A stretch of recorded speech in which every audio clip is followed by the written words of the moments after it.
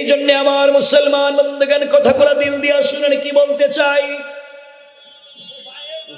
আল্লাহ রাব্বুল ইজ্জতুল জালাল আখিরি জামানার পয়গম্বর সরকারে কায়নাত দো জাহানের সরদার নবী রহমত জনাবে মুহাম্মদ রাসূলুল্লাহ সাল্লাল্লাহু আলাইহি ওয়াসাল্লামের কাছে আল্লাহ যখন আয়াত নাজিল করে দিলেন, আল ইয়াউমা আকমালতু লাকুম দীনাকুম ওয়া আতমামতু আলাইকুম নি'মাতি ওয়া রাদিতু লাকুমুল ইসলাম দীনা। ওই আয়াত যখন নাজিল হয়ে গেল, আল্লাহ রাসূল মসজিদ নববীতে পৌঁছে গেলেন, মিম্বরের নিচে বসলেন, সকল সাহাবীদেরকে ডাক দিলেন। সকল সাহাবীরা আল্লাহর রাসূলের সামনে হাজির হয়ে গেলেন। আল্লাহ রাসূল মৃদু মুস্কি হাসি দিয়ে বলছেন, ও সাহাবীরা, আজ আল্লাহ তাআলা চমৎকার একটা আয়াত নাজিল করে দিয়েছেন।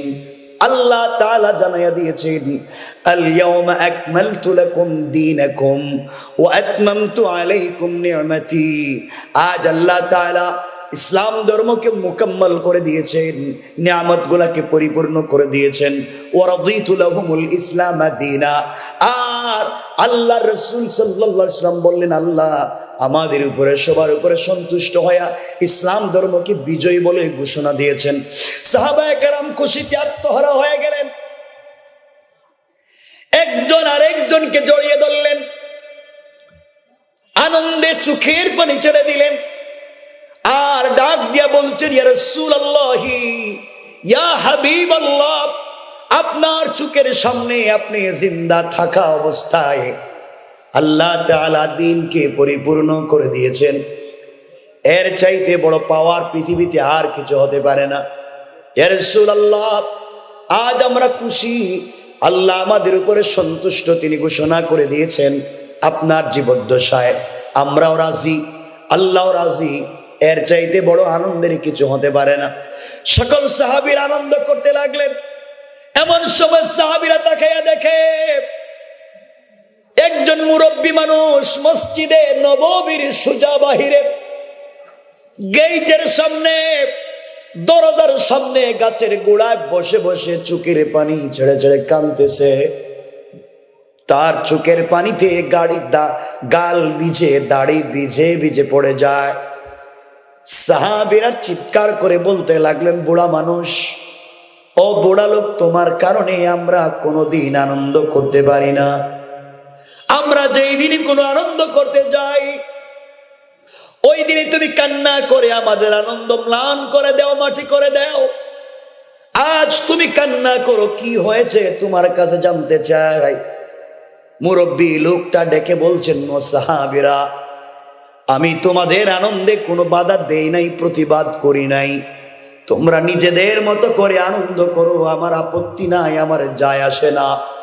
কিন্তু আমাকে কাঁদতে দাও, আমি নিজের মতো একটু সময় কাঁদতে চাই। সাহাবায়ে কেরাম বলছেন, শোনো মুরব্বী, আল্লাহর রাসূল সাল্লাল্লাহু আলাইহি ওয়াসাল্লাম আজকের ওয়াজে তিনি কি কান্নার ওয়াজ করলেন যে তুমি কাঁদতে হবে। আজকের মতো আনন্দের দিন আর হতে পারে না। আল্লাহ তাআলা আমাদের উপরে সন্তুষ্ট, ইসলাম ধর্ম আজকে পরিপূর্ণ করে দিয়েছেন। এই দিন তো আনন্দের, তুমি কান্না করে কেন? আজকে তো কান্নার কোনো দিন না। তিনি ডাক দিয়ে বলছেন, সাহাবীরা শোনো, আমি যেই ওয়াজ বুঝতে পেরেছি, তোমরা সেই ওয়াজের মূল ফোকাসটুকুন বুঝতে পারো নাই, ওয়াজের আবেদন তোমরা বুঝতে পারো নাই। ওয়াজের উপরে উপরে তোমরা দেখেছো, ওয়াজের ভিতরকার বিষয় তোমরা বুঝো নাই। সাহাবায়ে কেরাম বলছেন, কি হয়েছে? নবীজি কি কান্নার কোনো কথা আজকের ওয়াজে বললেন? তুমি বলো। তিনি বলছেন, শুনো রে, আমি এই জন্যে কান্না করি, আজকের ওয়াজ থেকে পরিপূর্ণ হয়ে গিয়েছে, আর রাসূল বেশি দিন পৃথিবীতে থাকবেন না। আল্লাহ রাসূল আজকের পরে আর পৃথিবীতে বেশি দিন বেঁচে থাকবেন না। নবীজি যদি দুনিয়ার জমিনে না থাকে, আমি কার পিছনে দাঁড়িয়ে সালাত পড়ব? প্রতিদিন কাকে জড়িয়ে ধরব? কার কপালে চুম্বন করব? কার বুকের সঙ্গে বুক লাগাইয়া শান্তি পাবো? কার জন্য অপেক্ষা করব? রাসূল যদি পৃথিবীতে না থাকে, সাহাবায়ে কেরাম বলছেন, ভাই বলো না, রাসূলের ওয়াজে তো এমন কিছু আমরা বুঝি নাই, তুমি বলো।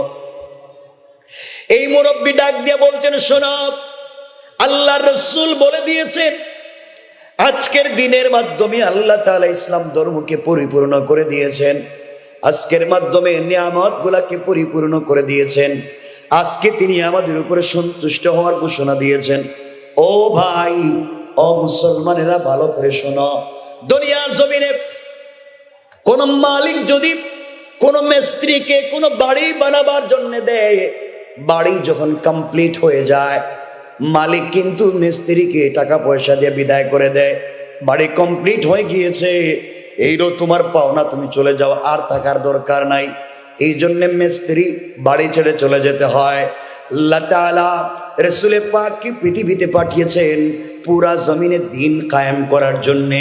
আজকে আল্লাহ যেহেতু বলে দিয়েছেন ইসলাম ধর্ম পরিপূর্ণ, সকল নিয়ামত গুলো পরিপূর্ণ, আমার মনে হয় রাসূলকে যে কাজের জন্য পাঠালেন, ওই কাজ যদি পরিপূর্ণ হয়ে যায়, ওই মিস্ত্রি, ওই ইঞ্জিনিয়ারকে তো আর রাখবার দরকার নাই। দিন কায়েমের জন্য যে মিস্ত্রি আর ইঞ্জিনিয়ার বানিয়ে রাসূলে পাককে রিসালাত দিয়ে পাঠিয়েছেন, আজ যদি পরিপূর্ণ হয়ে যায়, এই রাসূলের তো জমিনে দরকার নাই। এই জন্য আমার মন বলছে, তোমরা ওয়াজের ভিতরের অবস্থা বুঝো না। আমি বুঝতে পেরেছি রাসূল দুনিয়ার জমিনে আর বেশি দিন থাকবেন না। সাহাবায়ে কেরাম বললেন, তাই যদি সত্য হয়, রাসূল যদি এমন কোনো কথা বলে থাকেন, আমরাও আজকে আর আনন্দ করব না। চলো যাই সকলে মিলে রাসূলের দরবারে। রাসূলের কাছে আসলেন, চোখের পানি ছেড়ে দিয়েছেন, আল্লাহ রাসূলকে বলতে লাগলেন, ইয়া রাসূলুল্লাহ, আপনি নাকি ওয়াজের মাধ্যমে বুঝাতে চাইছেন আপনি আর থাকবেন না। ইয়া রাসূলুল্লাহ, আপনার চেহারা মুবারক দেখবার জন্য মা বাপ ছাড়ছি, আপনাকে ভালোবেসে সম্পত্তি ছাড়ছি, আমাদেরকে না কাফেরেরা পিটাইছে, মারছে, উত্তপ্ত বালির মধ্যে শুয়াইয়া রাখছে, অজ্ঞান করে করে পিটাইছে, সব সহ্য করছি। একটা বার যখন আপনার চেহারা মুবারকের দিকে তাকাইছি, তখন জীবনের সব ব্যথা ভুলে গেছি। ইয়া রাসূলুল্লাহ, সারাদিন যেখানেই থাকি না কেন, দৌড়াই আসতাম তোমার পিছনে সালাত পড়বার জন্যে। ও পয়গম্বরে আরবি, মনে যত ব্যথার কষ্ট থাকুক না কেন, আপনার চেহারা মুবারকের দিকে যখন তাকাইছি, দিলের ভিতরে শান্তি পাইছি। আপনি নাকি আজকে বলছেন পৃথিবীতে থাকবেন না। ইয়া রাসূলুল্লাহ, আপনি যদি না থাকেন আমরা কার দিকে তাকাবো? রাসূল বলছেন, কে বলছে? আমি তো এমন কথা ডিরেক্টলি ওয়াজের ভিতরে বলি নাই, কে বলছে তোমাদেরকে? এমন সময় সকল সাহাবায়ে কেরাম দেখায় দিলেন, ইয়া রাসূলুল্লাহ, এই যে মসজিদের বাহিরে গাছের গোড়ায় বৈশা বৈশা মুরব্বিটা কান্দে, ও আমাদেরকে বুঝাইয়া দিয়েছে। আল্লাহ রাসূল মিম্বরে উঠে গেলেন, বাহিরের দিকে তাকালেন, তাকায়া দেখেন বাহিরে যে মুরব্বিটা বসে বসে কান্দে রে, সে আর কেউ না, রাসূলের কলিজার টুকরা প্রিয় সাহাবী, যার নাম হযরতে আবু বকর।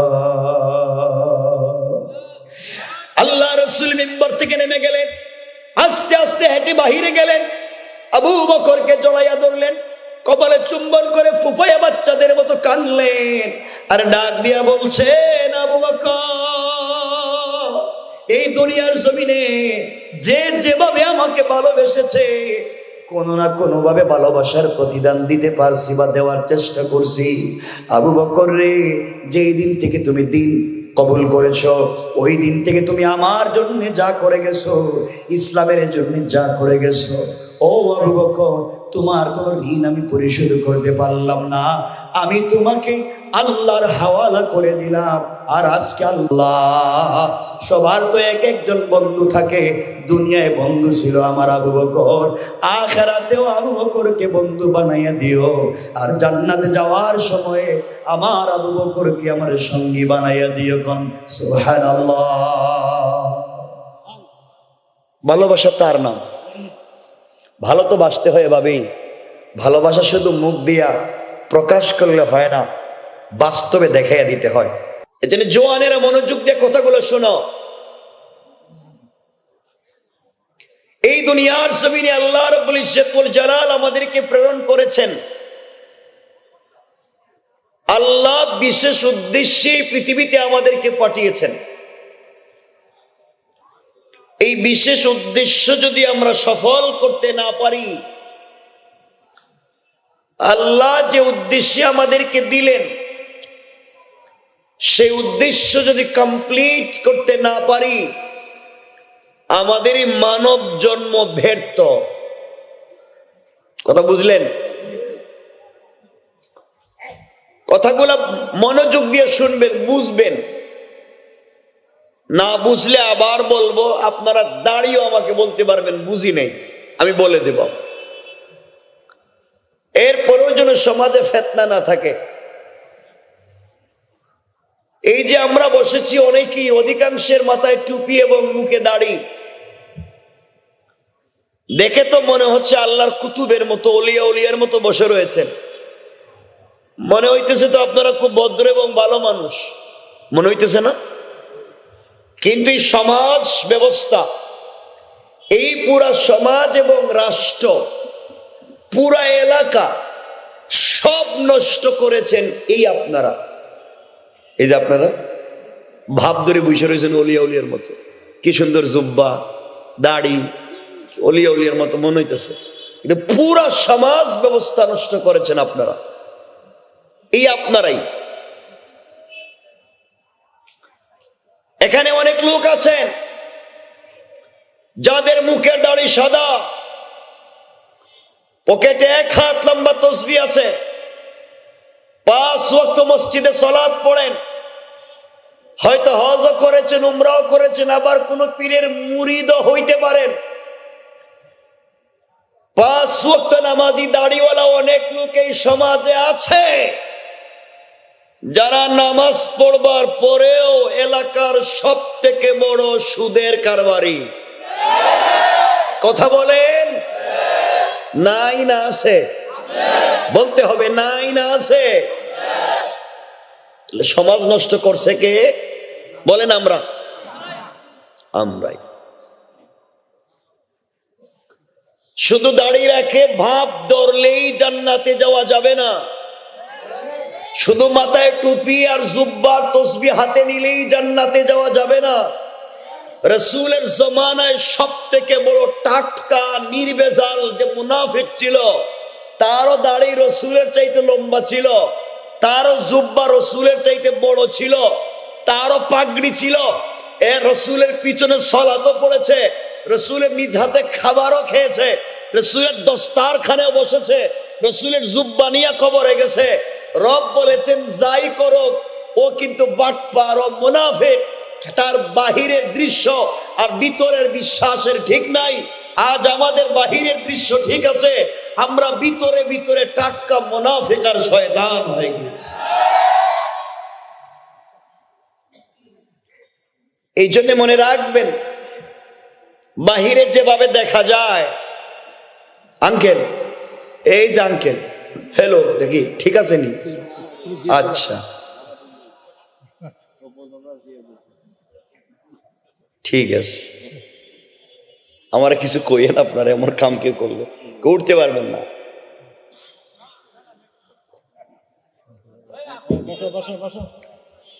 সমাজ আমি আর আপনি নষ্ট করেছি।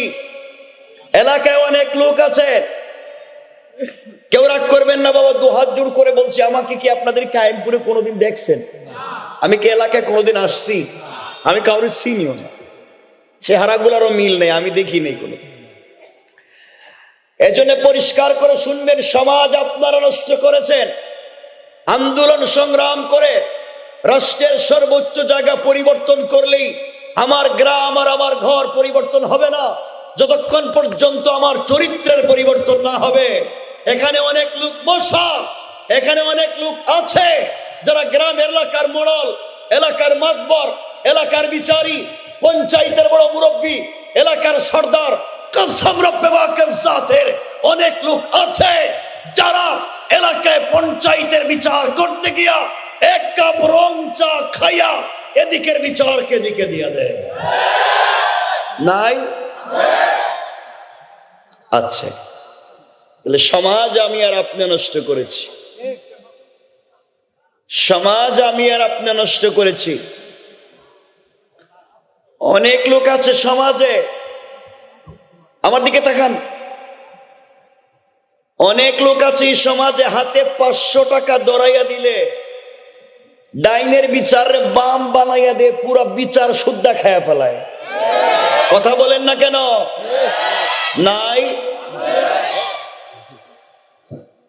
সমাজ ব্যবস্থা আমি আর আপনি নষ্ট করেছি। অনেক লোক আছে লম্বা দাড়িওয়ালা হাজি সাহেব, খবর নিয়ে দেখবেন গরিবের জায়গা জমি দখল করেছে, এতিমের সম্পত্তি নিজের নামে বুয়া জাল দলিল বানিয়েছে, রাস্তাঘাটের পয়সা মেরে খেয়েছে, মানুষের রাস্তায় কাঁটা তার দিয়ে রাস্তা ছোট করে দিয়েছে। সব শয়তানি না ফরমানি করে কাবা ঘরে গিয়ে হজ করলেও হজ করতে পারেন, কসম আল্লাহর দরবারে কবুল হবে না। এই জন্যে আপনারা তো শয়তান চিনেন না। শয়তান মারার জন্য 8-10 লাখ টাকা খরচ করে হজে যান না, যায় না? হজে গিয়া জামারাতে শয়তানরে কঙ্কর মারে, শয়তানরে পাথর মারে। দেখছেন নি? শয়তানরে পাথর মারা লাগে না, কঙ্কর মারতে হয় না? আপনারা সত্য উত্তরণ দিবেন, সত্য কথা বলবেন।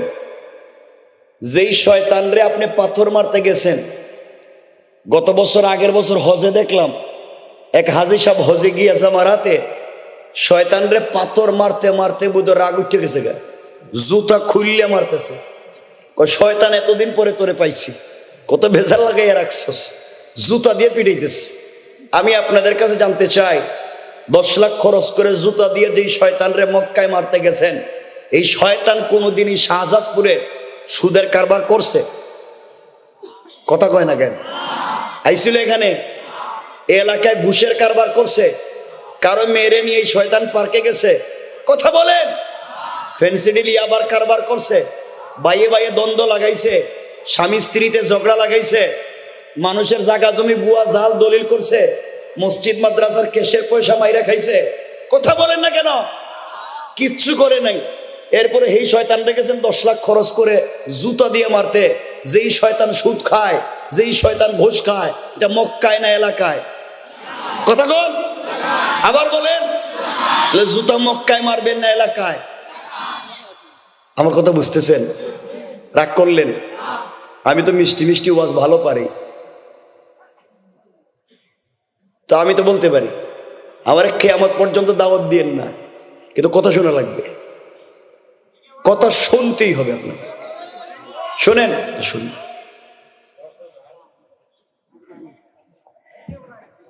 যেই শয়তানে সুদ খায় মক্কায় না এলাকায়? যে মানুষের জায়গা জমি বুয়া জাল দলিল করে মক্কায় না এলাকায়? যে ওজনে কম দে মক্কায় না এলাকায়? যে পুরাতন সবজিরে তাজা বলে বাজারে বিক্রি করে মক্কায় না এলাকায়? যে খাবারে বেজাল দে মক্কায় না এলাকায়? কথা বলেন না কেন? তাহলে শয়তান মক্কায় না এলাকায়? তাহলে জুতা কই মারতে হইব? তাহলে সমাজে শোনো মুসলমানেরা, এলাকায় যে ব্যক্তি সুদ খায়, ঘুষ খায়, ফেন্সিডিল ইয়াবা ব্যবসা করে, ওজনে কম দে, ইসলামী আন্দোলনের কর্মীদেরকে সন্ত্রাস আর জঙ্গি বানাতে চায়, জুতা যদি মারতেই হয় এই সমাজের বদমাইশদেরকে আরো আগে মারা দরকার।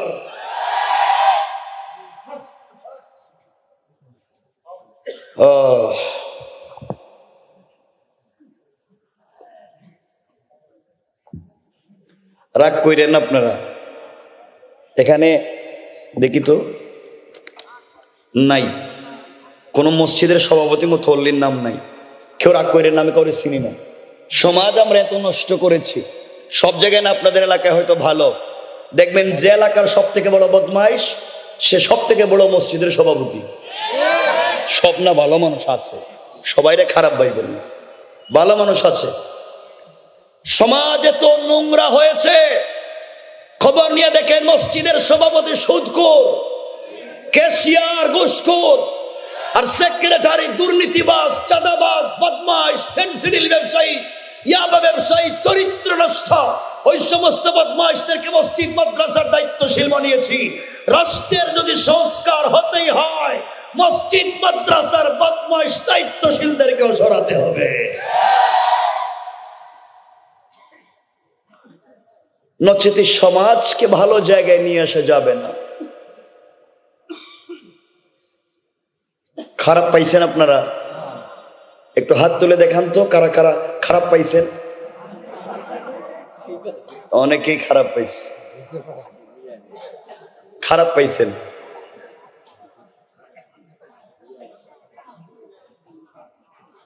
সমাজ কত নোংরা হয়েছে, আমরা কত খারাপ হয়েছি।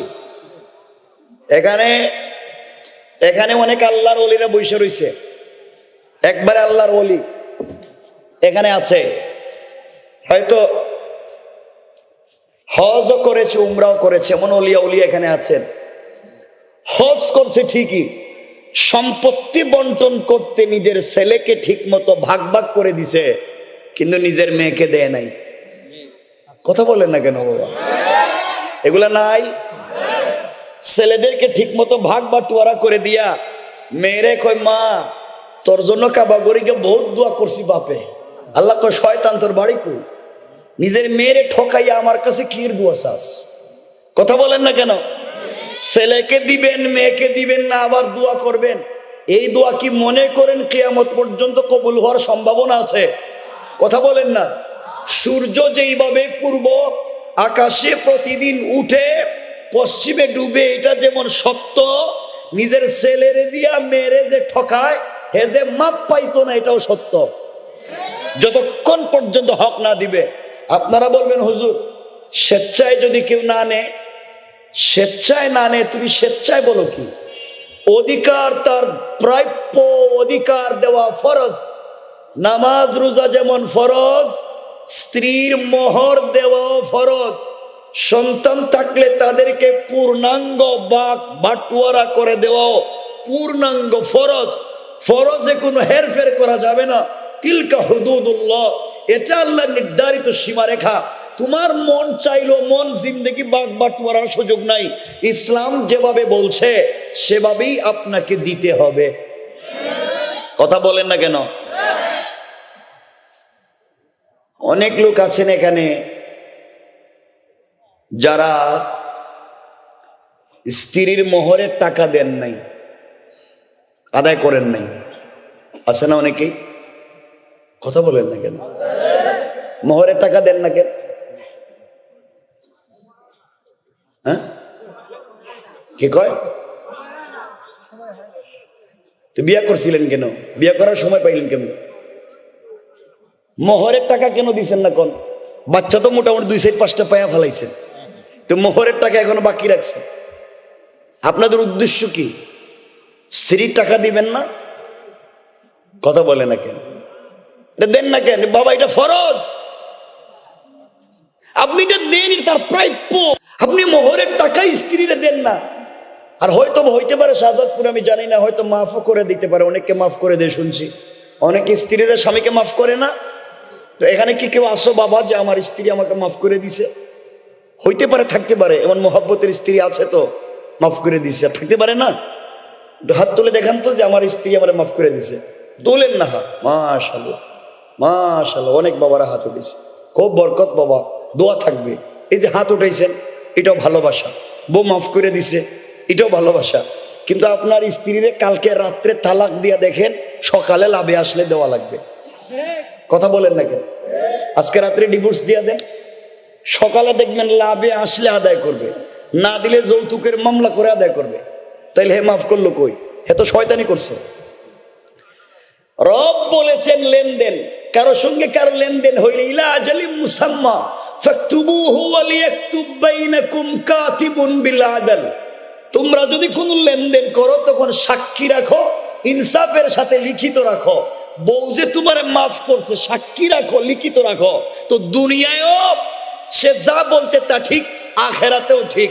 কারণ স্ত্রী যে মাফ করে দিছে, পুরা যদি আপনারে মাফ করে দেয় আমাদের জয় আসে না, ইসলামের জয় আসে না। কিন্তু মাফ করতে হলে মুখ দিয়ে নয়। আপনি একজনের হক মাইরা খাইলেন, জবান দিয়ে বলেন আস্তাগফিরুল্লাহ, এটার নাম তওবা নয়, হক দেওয়ার নাম তওবা। কথা বলেন না কেন? সব খাইয়া মাইরা আস্তাগফিরুল্লাহ আস্তাগফিরুল্লাহ, ঘটনা কি? শিখাইছে কে?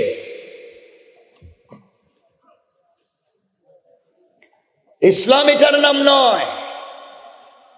আপনি ইসলামকে ভালো করে বুঝেন, থিসিস করেন, অ্যানালাইজ করেন, গবেষণা করেন, আপনি আমি কোথায় যেতে চাচ্ছি, কোন পথে চলে যাচ্ছি। মনে রাখবেন, ভালো করে বুঝেন, সালাত পড়লেই শুধু জান্নাতে যাওয়া যাবে না, শুধু নামাজ পড়েই জান্নাতে যাওয়া যাবে না। আফসুস হয় বাবা, আপনার ঈমান, ওই যে আপনাদের ঈমান, ফজরের সময় রাত্রবেলা ঘুম থেকে উঠাইয়া 500 হাত দূরের কাছে মসজিদ, আপনার ঈমান আপনাকে ঘুম থেকে উঠাইয়া মসজিদে নিতে পারে না। ওই ঈমান আপনাকে পুল সিরাত পার করাইয়া জান্নাতে নিবে বলছে কোন শয়তানে? কেমনে বুঝলেন? আপনার ঈমান আপনারে মসজিদে আনতে পারে না, আপনার ঈমান আপনাকে সত্য কথা বলতে দেয় না, আপনার ঈমান আপনাকে বাচ বিচার বুঝায় না। ওই ঈমানে পুল সিরাত কেমনে পার করাইবে? কথা বলেন না কেন? বুঝে ধরতেছেনি আমার কথা?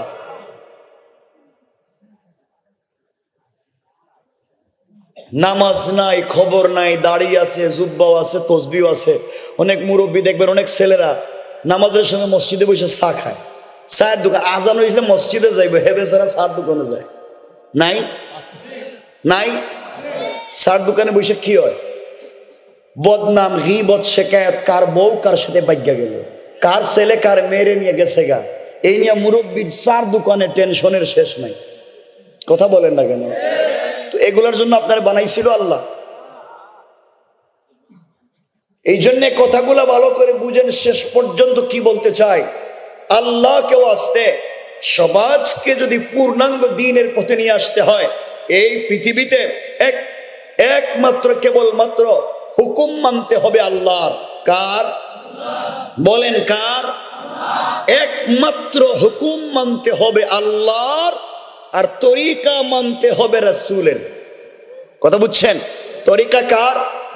আল্লাহর হুকুম আর রাসূলের তরিকা ছাড়া বিকল্প কোনো রাস্তা নাই। আল্লাহর হুকুম মানতে হবে রাসূলের তরিকায়।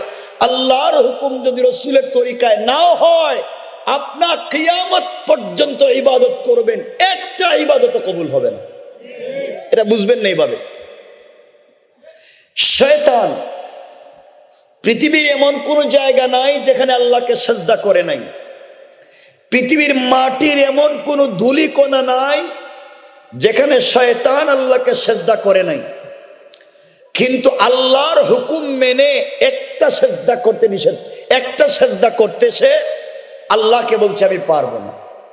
আল্লাহ হুকুম করেছেন শয়তান আদমরে সিজদা কর, ওই হুকুম মেনে একটা সিজদা করে নাই, নিয়ম মেনে একটা সিজদা করে নাই, নিয়ম ছাড়া পুরা জিন্দেগি সিজদা করছে, হুকুম মানে একটা সিজদা করলো না, আল্লাহ সব বরবাদ করে দিলেন।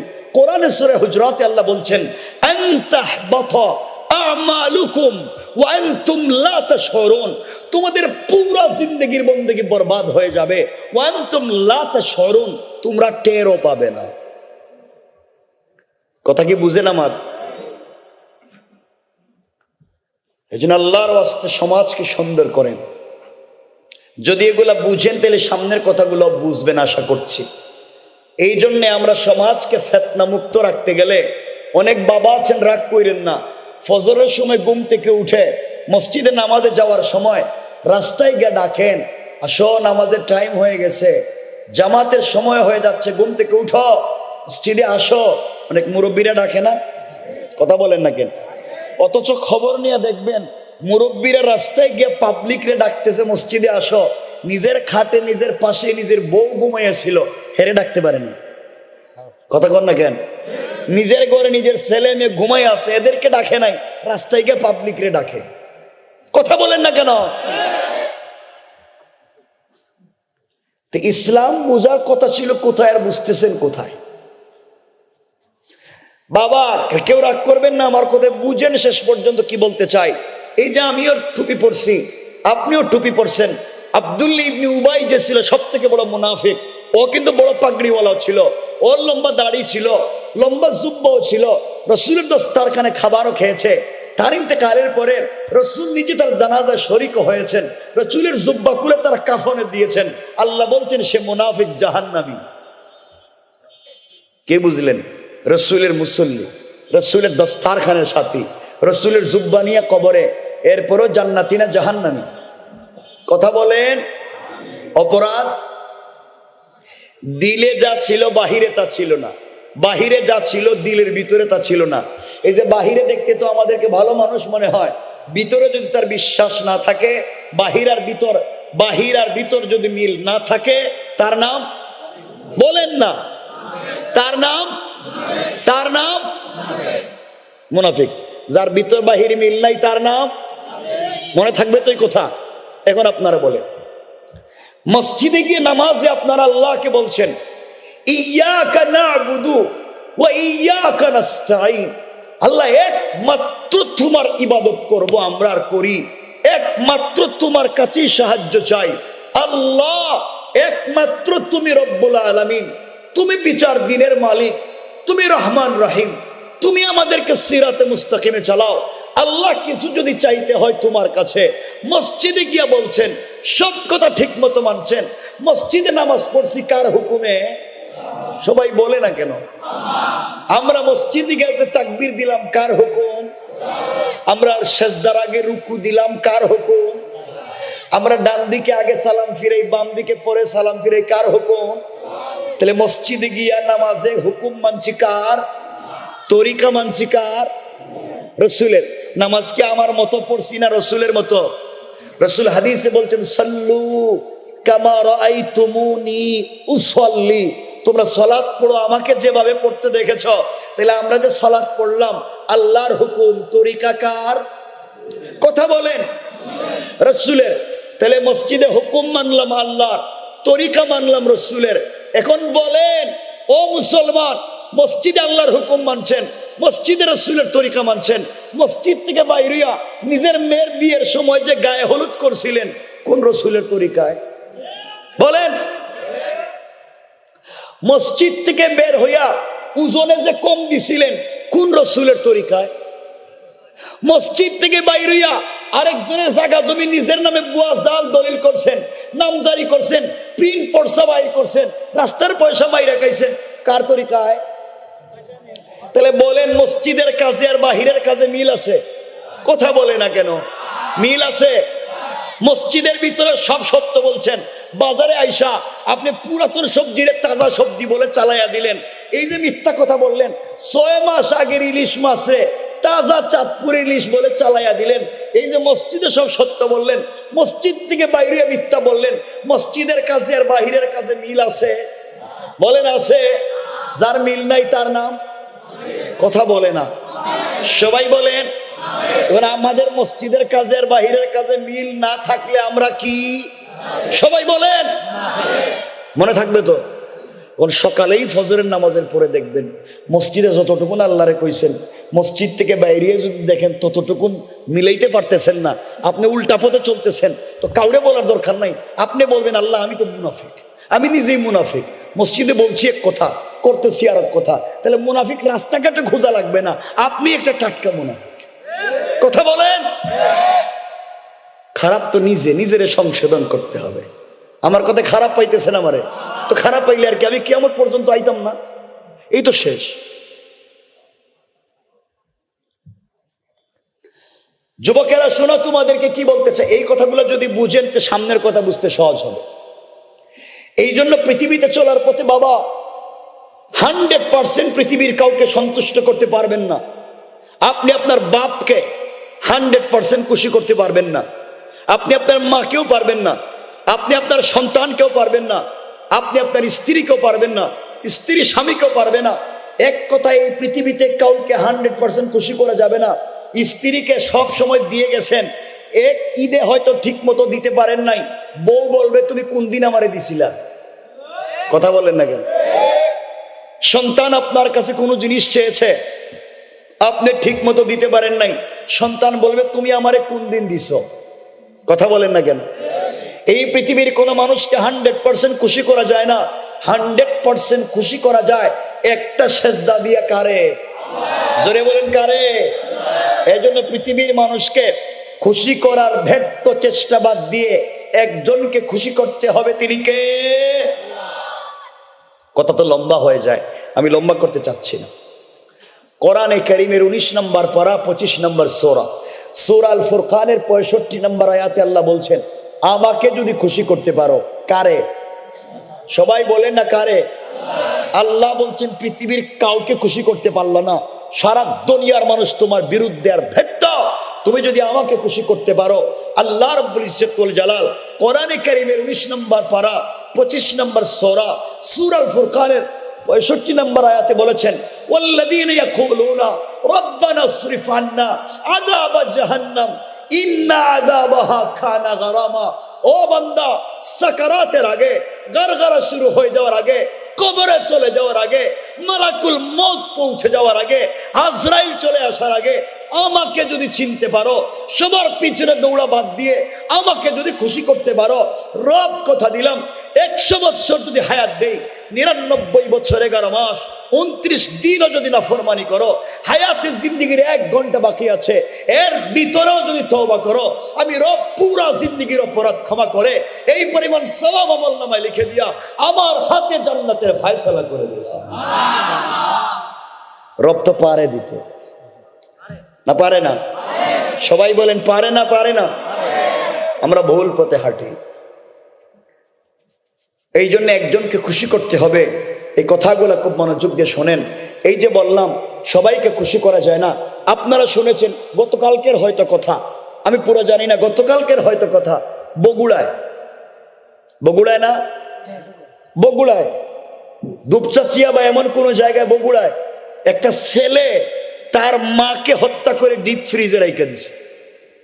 বগুড়ায় যেই ছেলে তার মাকে মারলো, ওই ছেলে মাদ্রাসায় পড়ে না, কেউ ওই ছেলে মাদ্রাসায় পড়ে, মাদ্রাসায় দাখিল আলিম ফাজিল শেষ করেছে, মাদ্রাসায় পড়ুয়া। যেই ছেলে মারছে তার বাপ ওই মাদ্রাসার অধ্যক্ষ, যেই ছেলে মারছে তার বাবা ইমাম সমিতির সভাপতি, মসজিদের ইমাম। এমন একটা ফ্যামিলিতে থাকার পরে একটা সন্তান শুধুমাত্র কেবলমাত্র সে তার অপরাধ সে কি করেছে, মায়ের কাছে বলছে টাকা দেও, মা তাকে টাকা দেয় নাই।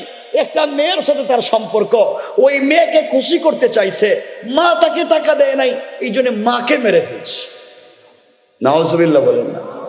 সমাজ কত নিকৃষ্ট একটাবার চিন্তা করে, মাকে মেরে ফেলছে।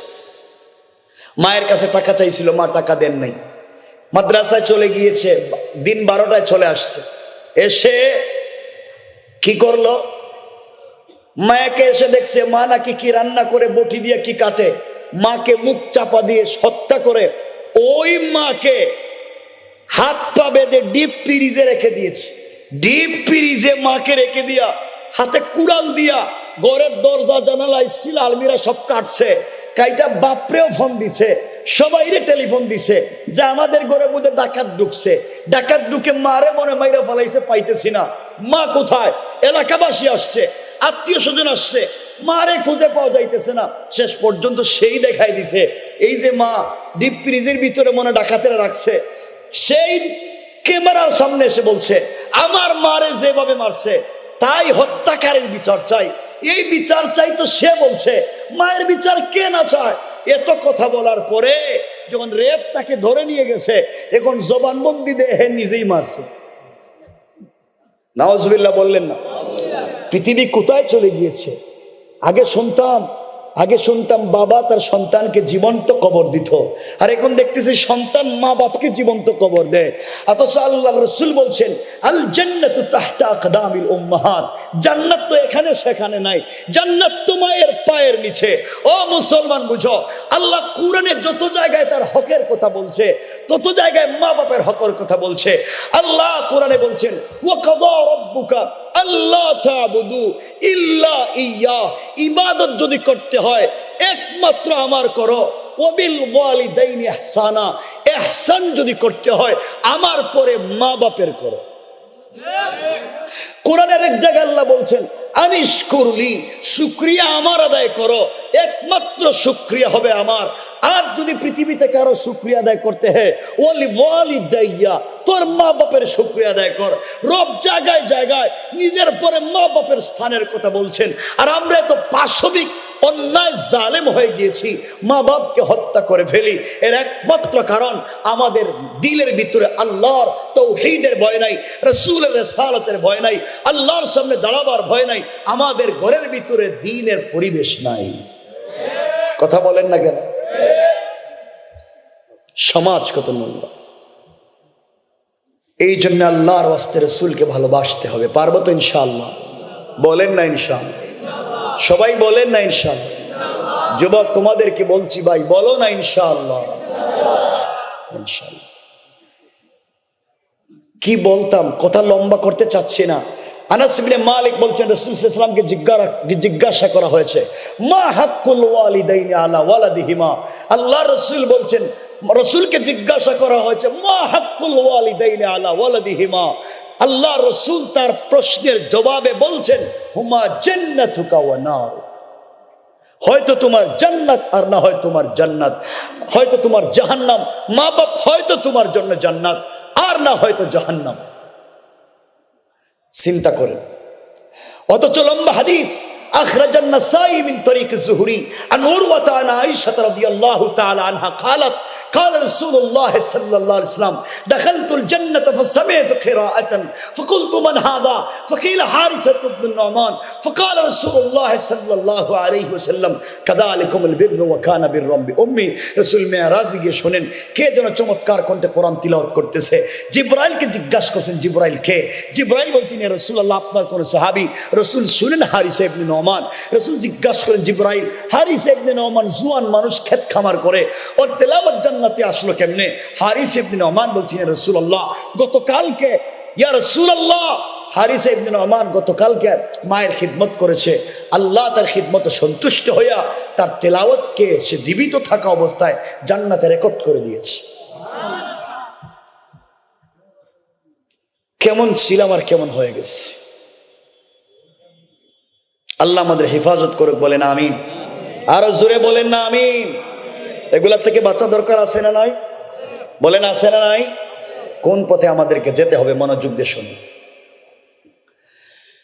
এই জন্য আমার মুসলমান বন্ধুগণ, কথাগুলো দিল দিয়া শুনেন কি বলতে চাই। আল্লাহ রাব্বুল ইজ্জতুল জালাল আখিরি জামানার পয়গম্বর সরকারে কায়নাত, দো জাহানের সরদার নবী রহমত জনাবে মুহাম্মদ রাসূলুল্লাহ সাল্লাল্লাহু আলাইহি ওয়াসাল্লামের কাছে আল্লাহ যখন আয়াত নাজিল করে দিলেন, আল ইয়াউমা আকমালতু লাকুম দীনাকুম ওয়া আতমামতু আলাইকুম নি'মাতি ওয়া রাদিতু লাকুমুল ইসলাম দীনা। ওই আয়াত যখন নাজিল হয়ে গেল, আল্লাহ রাসূল মসজিদে নববীতে পৌঁছে গেলেন, মিম্বরের নিচে বসলেন, সকল সাহাবীদেরকে ডাক দিলেন, সকল সাহাবীরা আল্লাহর রাসূলের সামনে হাজির হয়ে গেলেন। আল্লাহ রাসূল মৃদু মুস্কি হাসি দিয়ে বলছেন, ও সাহাবীরা, আজ আল্লাহ তাআলা চমৎকার একটা আয়াত নাজিল করে দিয়েছেন। আল্লাহ তাআলা জানাইয়া দিয়েছেন, আল ইয়াউমা আকমালতু লাকুম দীনাকুম ওয়া আতমামতু আলাইকুম নি'মাতি। আজ আল্লাহ তাআলা ইসলাম ধর্মকে মুকম্মল করে দিয়েছেন, নিয়ামতগুলোকে পরিপূর্ণ করে দিয়েছেন। ওয়া রাদিতু লাহুমুল ইসলাম দীনা। আর আল্লাহ রাসূল সাল্লাল্লাহু আলাইহি ওয়াসাল্লাম বললেন, আল্লাহ আমাদের উপরে সবার উপরে সন্তুষ্ট হয়ে ইসলাম ধর্মকে বিজয়ী বলে ঘোষণা দিয়েছেন। সাহাবায়ে কেরাম খুশিতে আত্মহারা হয়ে গেলেন, একজন আরেকজনকে জড়িয়ে ধরলেন, আনন্দে চোখের পানি ছেড়ে দিলেন, আর ডাক দিয়া বলছেন, ইয়া রাসূলুল্লাহ, ইয়া হাবিবাল্লাহ, আপনার চোখের সামনে আপনি জিন্দা থাকা অবস্থায় আল্লাহ তাআলা দ্বীনকে পরিপূর্ণ করে দিয়েছেন। এর চাইতে বড় পাওয়ার পৃথিবীতে আর কিছু হতে পারে না। ইয়া রাসূলুল্লাহ, আজ আমরা খুশি, আল্লাহ আমাদের উপরে সন্তুষ্ট, তিনি ঘোষণা করে দিয়েছেন আপনার জীবদ্দশায় আমরাও রাজি, আল্লাহও রাজি। এর চাইতে বড় আনন্দের কিছু হতে পারে না। সকল সাহাবীরা আনন্দ করতে লাগলেন। এমন সময় সাহাবীরা তাকাইয়া দেখে একজন মুরব্বী মানুষ মসজিদে নববীর সোজা বাহিরে গেটের সামনে দরজার সামনে গাছের গোড়ায় বসে বসে চোখের পানি ছেড়ে ছেড়ে কাঁদতেছে। তার চোখের পানিতে গাল ভিজে, দাড়ি ভিজে ভিজে পড়ে যায়। সাহাবীরা চিৎকার করে বলতে লাগলেন, বুড়া মানুষ, ও বুড়া লোক, তোমার কারণে আমরা কোনোদিন আনন্দ করতে পারি না। আমরা যেই দিনই কোনো আনন্দ করতে যাই, ওই দিনে তুমি কান্না করে আমাদের আনন্দ ম্লান করে দাও, মাটি করে দাও। আজ তুমি কান্না করো, কি হয়েছে তোমার কাছে জানতে চাই। মুরব্বী লোকটা ডেকে বলছেন, ও সাহাবীরা, আমি তোমাদের আনন্দে কোনো বাধা দেই নাই, প্রতিবাদ করি নাই। তোমরা নিজেদের মতো করে আনন্দ করো, আমার আপত্তি নাই, আমার যায় আসে না। কিন্তু আমাকে কাঁদতে দাও, আমি নিজের মতো একটু সময় কাঁদতে চাই। সাহাবায়ে কেরাম বলছেন, শোনো মুরব্বী, আল্লাহর রাসূল সাল্লাল্লাহু আলাইহি ওয়াসাল্লাম আজকের ওয়াজে তিনি কি কান্নার ওয়াজ করলেন যে তুমি কাঁদতে হবে। আজকের মতো আনন্দের দিন আর হতে পারে না। আল্লাহ তাআলা আমাদের উপরে সন্তুষ্ট, ইসলাম ধর্ম আজকে পরিপূর্ণ করে দিয়েছেন, এই দিন তো আনন্দের, তুমি কান্না করে কেন? আজকে তো কান্নার কোনো দিন না। তিনি ডাক দিয়ে বলছেন, সাহাবীরা শোনো, আমি যেই ওয়াজ বুঝতে পেরেছি, তোমরা সেই ওয়াজের মূল ফোকাসটুকু বুঝতে পারো নাই, ওয়াজের আবেদন তোমরা বুঝতে পারো নাই। ওয়াজের উপরে উপরে তোমরা দেখেছো, ওয়াজের ভিতরকার বিষয় তোমরা বুঝো নাই। সাহাবায়ে কেরাম বলছেন, কি হয়েছে?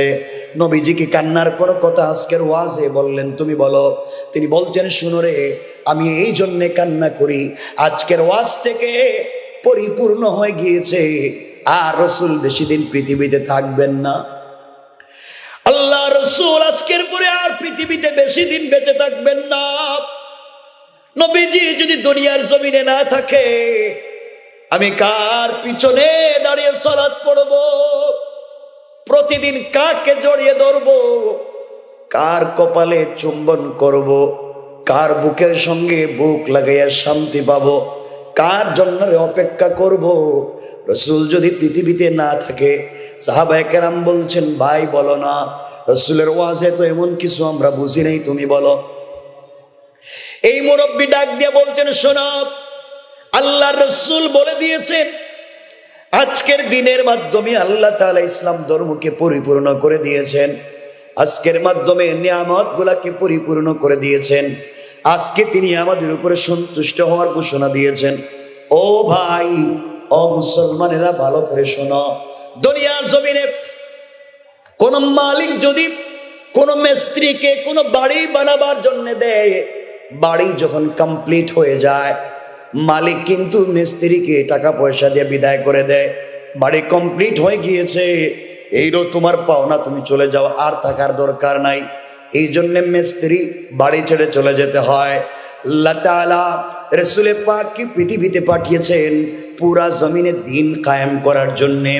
আজকে আল্লাহ যেহেতু বলে দিয়েছেন ইসলাম ধর্ম পরিপূর্ণ, সকল নিয়ামতগুলো পরিপূর্ণ, আমার মনে হয় রাসূলকে যে কাজের জন্য পাঠালেন, ওই কাজ যদি পরিপূর্ণ হয়ে যায়, ওই মিস্ত্রি, ওই ইঞ্জিনিয়ারকে তো আর রাখবার দরকার নাই। দিন কায়েমের জন্য যে মিস্ত্রি আর ইঞ্জিনিয়ার বানিয়ে রাসূল পাককে রিসালাত দিয়ে পাঠিয়েছেন, আজ যদি পরিপূর্ণ হয়ে যায়, এই রাসূলের তো জমিনে দরকার নাই। এই জন্যে আমার মন বলছে, তোমরা ওয়াজের ভিতরের অবস্থা বুঝো না। আমি বুঝতে পেরেছি রাসূল দুনিয়ার জমিনে আর বেশি দিন থাকবেন না। সাহাবায়ে কেরাম বললেন, তাই যদি সত্য হয়, রাসূল যদি এমন কোনো কথা বলে থাকেন, আমরাও আজকে আর আনন্দ করব না। চলো যাই সকলে মিলে রাসূলের দরবারে। রাসূলের কাছে আসলেন, চোখের পানি ছেড়ে দিয়েছেন। আল্লাহ রাসূলকে বলতে লাগলেন, ইয়া রাসূলুল্লাহ, আপনি নাকি ওয়াজের মাধ্যমে বুঝাতে চাইছেন আপনি আর থাকবেন না।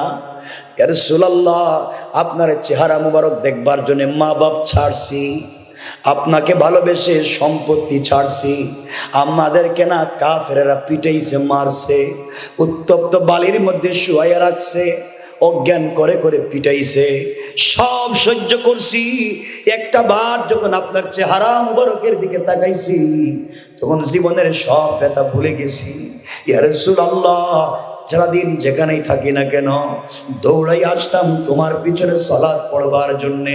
ও পয়গম্বরে আরবি, মনে যত বেতার কষ্ট থাকুক না কেন, আপনার চেহারা মুবারকের দিকে যখন তাকাইছি দিলের ভিতরে শান্তি পাইছি। আপনি নাকি আজকে বলছেন পৃথিবীতে থাকবেন না। ইয়া রাসূলুল্লাহি, আপনি যদি না থাকেন আমরা কার দিকে তাকাবো? রাসূল বলছেন, কে বলছে? আমি তো এমন কথা ডিরেক্টলি ওয়াজের ভিতরে বলি নাই। কে বলছে তোমাদেরকে? এমন সময় সকল সাহাবায়ে কেরাম দেখায় দিলেন, ইয়া রাসূলুল্লাহ, এই যে মসজিদের বাহিরে গাছের গোড়ায় বৈশা বৈশা মুরব্বিটা কান্দে, ও আমাদেরকে বুঝাইয়া দিয়েছে। আল্লাহ রাসূল মিম্বরে উঠে গেলেন, বাহিরের দিকে তাকালেন, তাকায়া দেখেন বাহিরে যে মুরব্বিটা বসে বসে কান্দে রে, সে আর কেউ না, রাসূলের কলিজার টুকরা প্রিয় সাহাবী, যার নাম হযরতে আবু বকর। আল্লাহ রাসূল মিম্বর থেকে নেমে গেলেন, আস্তে আস্তে হেঁটে বাহিরে গেলেন, আবু বকরকে জড়াইয়া ধরলেন, কপালে চুম্বন করে ফুফাইয়া বাচ্চাদের মতো কানলেন, আর ডাক দিয়া বলছেন, আবু বকর, এই দুনিয়ার জমিনে যে যেভাবে আমাকে ভালোবেসেছে, কোনো না কোনো ভাবে ভালোবাসার প্রতিদান দিতে পারছি বা দেওয়ার চেষ্টা করছি। আবু বকর রে, যেই দিন থেকে তুমি দিন কবুল করেছ, ওই দিন থেকে তুমি আমার জন্য যা করে গেছো, ইসলামের জন্য যা করে গেছো, ও আবু বকর, তোমার কোনো ঋণ আমি পরিশোধ করতে পারলাম না, আমি তোমাকে আল্লাহর হাওয়ালা করে দিলাম। আর আজকে আল্লাহ, সবার তো এক একজন বন্ধু থাকে, দুনিয়ায় বন্ধু ছিল আমার আবু বকর, আখিরাতেও আবু বকরকে বন্ধু বানাইয়া দিও, আর জান্নাতে যাওয়ার সময়ে আমার আবু বকরকে আমার সঙ্গী বানাইয়া দিও। কোন সুবহানাল্লাহ। ভালোবাসা তার নাম। ভালো তো বাসতে হয় ভাবেই, ভালোবাসা শুধু মুখ দিয়া প্রকাশ করলে হয় না, বাস্তবে দেখাইয়া দিতে হয়। আপনাদের কষ্ট হচ্ছে, অসুবিধা হয়? ভাই কি এখানে আসে? আমি কতক্ষণ কথা বলবো? 12টা না, কি বলেন? বেশি বলবো না, এমনি জেমে থাকতে থাকতে আমার কি যে জেমে পড়ছি আজকে, আমার সব ঠিক হয়ে গেছে। বাংলাদেশ তো জেম ছাড়া কে চলা যায় নাকি? এজন্য লম্বা করবো না। কষ্ট হচ্ছে না তো? একটু হাত তুলে দেখা নেবা, লিল্লাহে তাকবীর। না, এই আওয়াজ দিলে আর ওয়াজ করতাম না। জোরে বলেন লিল্লাহে তাকবীর, নারে তাকবীর। মাশাআল্লাহ, হাত নাম। আপনাদের কারো প্রস্রাবে ধরছে? প্রস্রাবে ধরলে উঠতেন না। যুবক যারা আছো ভাই, যুবকেরা যারা আছো, তোমাদের মোবাইলে কি কোনো মিস কল আসছে? না তো, এক দুই, তুমি কইছো তুমি সিগারেট খাও নাকি? তা তোমার ঠোঁট কালো, সিগারেট খাওয়া বাদ দিতে হবে, বলো ইনশাল্লাহ। সিগারেট খাও কেন? সিগারেট তো জাহান্নামের মানুষের খায়। সিগারেট হারাম, চাইরো মজবে হারাম, চাইরো তরিকায় হারাম। যে কাজ করলে ফেরেশতা কাছে থাকে না, ওইটাই মুসলমানদের জন্য হারাম। ঠিক আছে তো? ঠিক না ইনশাল্লাহ বলেন? সিগারেট বাদ দিবা তো? না, হাত উঠায় বলো। এই তো ভালো কাজ করছো, ইনশাল্লাহ ইনশাল্লাহ। আর কেউ কে আছো সিগারেট বাদ দিবা? সিগারেট ছাড়া তো আপনাদের জিন্দেগি চলবে না, এটা তো জানি আমি। সিগারেট ছাড়া কি চলে না? রোজা থাক আর যাক, আজানের সাথে সাথে সিগারেট ধরে দেয়। কথা বলেন না কেন? কি অবস্থা সিগারেট! আচ্ছা, আমরা যে সিগারেট খাই না, আমি তো পানও খাই না, জীবনেও না, তো কি হয়? খুব খারাপ লাগে। কথা বলছে না কেন এরা? মুরব্বী বাবা পাতার বিড়ি খাননি? বাদ দিতে হবে কিন্তু। আমাকে হাত উঠে বলেন, আল্লাহকে সাক্ষী রেখে আজকে হাত উঠে দেখা চোখের সামনে পড়ে গেছে, এটা রসুলের হাদিস। রসুল যখন যা দেখতেন তা বলে দিতেন, এটাই হাদিস, এটাই সুন্নাহ। আমাকে বলেন, আজকে কথা দেন যে এই মুহূর্ত থেকে আর সিগারেট বা বিড়ি খাবেন না। এই কারা কারা খাবেন না? পাক্কা ওয়াদা। হাত উঠে দেখেন, আজকের থেকে, আজকের থেকে হাত উঠান, আজকের থেকে। আল্লাহু আকবার। এই হাত নামাইছো কেন? এই যে হাত নামাইছো কেন? হাত তুলো। রসুল বলছেন হাদিসে, শুনো হাদিস, রসুল বলছেন ওয়ালা দীনা লিমান লা আহদা লা, যারা ওয়াদা দিয়ে ওয়াদা রাখে না তাদের কোনো ধর্ম নাই। সুতরাং হাত উঠাইয়া বলো আল্লাহ। আপনারা যারা উঠেছেন না, আপনাদের অসুবিধা নেই। না খাইলেও হাত উঠান, উঠান উঠান, সবাই বলেন আল্লাহ আজকের থেকে আর ধূমপান করব না। বলেন ইনশাআল্লাহ, ইনশাআল্লাহ। হাত নামান, হাত নামান। এই যে লাল গেঞ্জির পিছনে হাসতেছে একটা ছেলে, এই যে এই যে এই যে আমার দিকে তাকাও, এদিকে তাকায় আমার দিকে। তুমি হাসতেছো, তুমি হাত উঠাইলে না, এই যে তুমি হাত উঠাইলে না, এই যে না না না, ওই যে আমার দিকে তাকাচ্ছে, এই যে তুমি হাত উঠাইলে না, পাগল। যাক, পাগলকে বাঁচাই দিছে নাকি আমি জানি না, এদের তো কিছু বুঝি না, বাঁচাইও তো দিতে পারে। আচ্ছা যাক, আল্লাহ আমাদেরকে তুমি হেফাজত করো। বাইরে আমার কিছু না, তোমাদেরই কিয়ামতের দিন বুঝতে পারবে এই কথার দাম কতটুকু। এই যে কথা, এই কথার দাম আমরা চেষ্টা করে যাব। আমাদের কাজ চেষ্টা করা, পূর্ণ করার দায়িত্ব কার? দেখেন রাগ করছেন আমার কথায়? আমি আপনাদেরকে ভালোবাসলে হিদায়াত দিতে পারবো না, কলিজার ভিতরে যদি আপনাদেরকে ঢুকাইয়া দিই। রব বলছেন ইন্নাকা লা তাহদি মান আহবাবতা, আপনি কলিজার থেকে ভালোবাসলে হিদায়াত দিতে পারবেন না, হিদায়াতের মালিক আল্লাহ। আমি যদি আপনাদেরকে পিটাই লাঠি দিয়া, তাও হিদায়াত দিতে পারবো না। রব বলেছেন লাস্তা আলাইহিম বিমুসাইতির, আপনি এসপিডিসি না যে পিটাইয়া আপনি দিন শিখাবেন। আমার কাজ বাল্লিগু আন্নি ওয়ালাউ আয়া, আমার কাজ পৌঁছে দেওয়া। হিদায়াতের মালিক কে? এই তো আমরা ওয়াজ বুঝে ফেলছি। এই জন্য শুনো, সামনে কি বলতে চাই। যুবক যারা আছো ভাই, আমার মতো জোয়ান যারা আছো, আমি তোমাদেরকে বলতেছি, তোমরা তো খারাপ হয়ে গেছো, জনমের খারাপ, খারাপের শেষ নাই। আজকালকার যুবকেরা তো প্রেম ছাড়া তো কিছু বুঝেই না, ঠিক কিনা? কি রে বাপ, কি ঠিক কর, প্রেম ছাড়া তো ওদের চলেই না। তোমরাও প্রেম করে জোয়ান, আমিও তো জোয়ান, আমিও তো প্রেম করি, আমিও তো একজন প্রেমিক। তোমরা ভুল জায়গায় প্রেম করেছো, ভুল জায়গায় প্রেম করেছো। যুবক আমার, 1-2 মিনিটের কথা শোনো ভাই। আমি চাই আসো না একসাথে জান্নাতে যাই। আমরা সবাই মাজ আর মুআউযিজ হয়ে যাই, আমরা তলহার জুবাইর হয়ে যাই, আমরা হামজার হানজালা হয়ে যাই, আমরা আলী জাফর তলহা হয়ে যাই। ওরা তো রসুলের হাত ধরে জান্নাতে যাবে, ওরা রসুলের পাশে পাশে জান্নাতে যাবে, আর তুমি আর আমি কই জানি জাহান্নামে পড়ে থাকবো। আসো না একসাথে সবাই মিলে জান্নাতে যাই, বলো না ইনশাআল্লাহ? ইনশাআল্লাহ একসাথে যাই। প্রেম তো সবাই করে, অজওয়ান আমিও করি, তোমরাও করো। আল্লাহ আমাকে এই পৃথিবী দেখাইছে, এই দুনিয়ার যদি তোমরা মনে করো পৃথিবীর সব থেকে উন্নত রাষ্ট্র যেগুলা জান্নাত খ্যাত রাষ্ট্র, ওগুলা তো থেকে দেখেছি কোনো শান্তি নাই। এই তো আসলাম মাত্র 3-4 দিন হলো, কোনো শান্তি নাই। শান্তি একমাত্র রবের কদমে সেজদায়। ওখানে যাও, রবের কদমে একটা সেজদা দাও। মনে বড় ব্যথা পেয়েছো, কাউকে বলার দরকার নাই, সবাই দুর্বলতার সুযোগ নেয়, সেজদায় পড়ে যাও। রব জিজ্ঞাসা করে সেজদায় গিয়া, বান্দা তোর কি হয়েছে? বান্দা বলে সুবহান রব্বিল আলা। আল্লাহ বলেন সুবহান, আমি পবিত্র। ও বান্দা আর কি বল? তো সুবহান রব্বিল আলা। আল্লাহ বলেন আমি তো পবিত্র। সাব্বাহতানি, অবশ্যই আমি পবিত্র। সাব্বাহতুকা, বান্দা দুনিয়ায় তোরে পবিত্র বানাইলাম, আর কি চাস? কই আলা। আল্লাহ বলেন আলাইতানি, অবশ্যই আমি বড়। তুই কি চাস? আলাইতুকা, যা তোকে বড় বানাইয়া দিলাম, আর কি চাস? সুবহান রব্বিল আলা, আল্লাহ আপনি বড়। আল্লাহ বলেন আর কি চাস? আল্লাহ আপনি বড়। আল্লাহ আর কি চাস? সুবহান রব্বিল আলা, আল্লাহ আপনি বড়। আল্লাহ তো বুঝছি তো আমি বড়, এটা তো জানলাম, তোর কিছু চাওয়ার আসেনি। সুবহান রব্বিল আলা, আল্লাহ আপনি বড়। আল্লাহ বলছেন বুঝছি তো। সূরা ফাতিহা তো আমার কইলে, সূরা ফাতিহা তো রহমানুর রহিম, মালিক ইয়াউমিদ্দিন, ইয়াকা নাবুদু ওয়া ইয়াকা নাস্তাঈন, এত কিছু বলার পরে তো আমার বলছস ইহদিনাস সিরাতাল মুস্তাকিম, তোমার কাছে চাই সিরাতে মুস্তাকিমে চালাও। যে নামাজে আইসা যখন বলছস সুবহান রব্বিল আলা, আমি বড় মানছি, কি চাস? কিছু কয় না। আবার কয় সুবহান রব্বিল আলা, আল্লাহকে বুঝলাম, কি চাস? কিছু কয় না।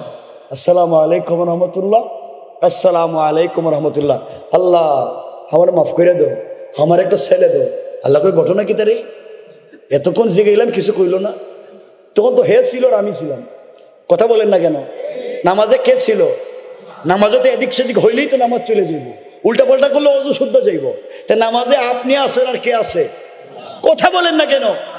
সালাম ফিরানো নামাজের অংশ নয়, সালাম ফিরাইলে নামাজ শেষ হয়, এটা বুঝাইতে হয়। সালাম একদিকে ফিরানোর কথা, আমরা দুদিকে ফিরাই, এটাই সুন্নাহ না। সালাম ফিরানো মানে নামাজ শেষ, আল্লাহর সঙ্গে ব্যক্তিগত আলাপ শেষ। এখন সবাই মিলে আলাপ, তো ব্যক্তিগত আলাপে কিছু কইলা না। এখন সবার সামনে তো গোপন কথা বলাও যায় না। গোপন কথাকে সবার সামনে বলা যায়? তা নামাজে বললেন না কেন? এগুলা করে দোয়ার জায়গা খুঁজে পান না? দোয়ার জায়গাই হচ্ছে সেজদা, দোয়ার জায়গাই হচ্ছে রুকু, দোয়ার জায়গা হচ্ছে রুকু সেজদার মধ্যখান, দোয়ার জায়গা হচ্ছে রুকুর থেকে দাঁড়াইয়া আরে বাবা যা মন চায় দোয়া করো, বাংলায় না হিন্দি না যে ভাষায় পারো দোয়া করো, তবে নফল নামাজে করো, সুন্নাহ নামাজে করো, ফরজ নামাজে নয়। ফরজ আল্লাহর বিধান, যেভাবে লিখা সেভাবেই আদায় করতে হবে। সুন্নাহ এবং নফলে মন খুলে দোয়া করো। রব বলেছেন দোয়া হাত উঠাও, আমি দোয়া কবুল করে নেওয়ার দায়িত্ব নিলাম। কিন্তু আপনি তো নামাজের সময় কিছুই কর না, ঠিক না? সেজদায় গিয়ে কিছু বইলেন, মনে কষ্ট, সেজদায় যান, সেজদায় গিয়ে কিছু বইলেন, সেজদায় গিয়ে কিছু কাঁদবেন, ওখানে কাজে লাগবে, আর কোথাও লাগবে না কাজ। আমার কথা কি বুঝছেন বাবা? কি বুঝছেন? হ্যাঁ, আমি বলবো সামনে কথাগুলো বুঝবেন, খুব মনোযোগ দিয়ে শোনো জওয়ানেরা, বেশি সময় বলবো না। ও যুবকেরা, আমিও তোমাদের মতো যুবক, তোমরা প্রেম করো ভুল জায়গায়। তুমি যেই মেয়ের সঙ্গে প্রেম করো, তোমার গার্লফ্রেন্ড, তোমার প্রেমিকা হয়তো বিউটিফুল, খুব স্মার্ট, তার বয়স এক্সট্রা অর্ডিনারি করা, সে যখন কথা বলে বাতের প্লেট ফালাইয়া কুত্তার মতো দৌড় দাও, মা বাপরে না দেখে ওর পিছনে দৌড়াও, ও যা বলে তাই শোনো, এই তো তোমার লাইফ। বুকা, তুমি জানো না ওই মেয়েটা যদি আগামীকালকে তোমার চাইতে স্মার্ট, তোমার চাইতে টাকাওয়ালা আরেকটা ছেলেকে পেয়ে যায়, কসম রব্বে পাকের জাতের, হয়তো তোমাকে ভুলে যেতে 1 মিনিটও লাগবে না। তুমি ভুল জায়গায় প্রেম করেছো, ভুল জায়গায় পা দিয়েছো। জোয়ান, তোমাকে আবার বলছি, তুমি যেই মেয়ের প্রেমে পড়েছ, তুমি একটু রাগ করে দেখো, টেলিফোন বন্ধ করে দিবে, টেলিফোন বন্ধ করে দিবে, তোমার সঙ্গে খারাপ আচরণ করবে। হতে পারে তোমার সঙ্গে প্রতারণা করতেছে, হতে পারে এই মোবাইল বন্ধ করে আরেক মোবাইল দিয়ে অন্য কারোর সঙ্গে কথা বলতে পারে। কারণ যে হারাম রিলেশন একবার করতে পারে, সে 1000 বার করতে পারে, কারণ তার ভিতরে তো শয়তান ঢুকে রয়েছে। তোমারে কইছে আজকে আম্মার কাছে ঘুমাইবো, আজকে তুমি টেলিফোন দিও না, হইতে পারে আরো কারোর সঙ্গে কথা বলতেছে। আমি বলতেছি, আমি বাস্তব লাইফ বলতেছি, দুনিয়া, এই দুনিয়াকে বুঝো। ও জওয়ান, তোমার সঙ্গে এই প্রতারণাও করতে পারে, সেম বোনের সঙ্গে একটা ভাইও প্রতারণা করতে পারে। সব ধোঁকা।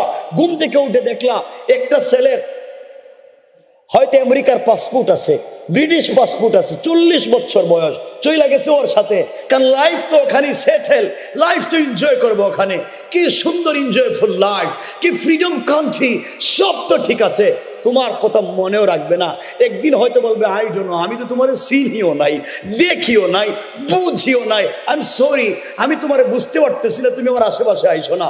রব বলেছেন বান্দা, ও বান্দা, তুমি যখন রাত্রে ঘুমাইয়া যাও, তুমি ঘুমাইয়া যাও, আমি তো তোমার সঙ্গে প্রেম করছি, আমি তো একমাত্র তোমারে ভালোবাসছি।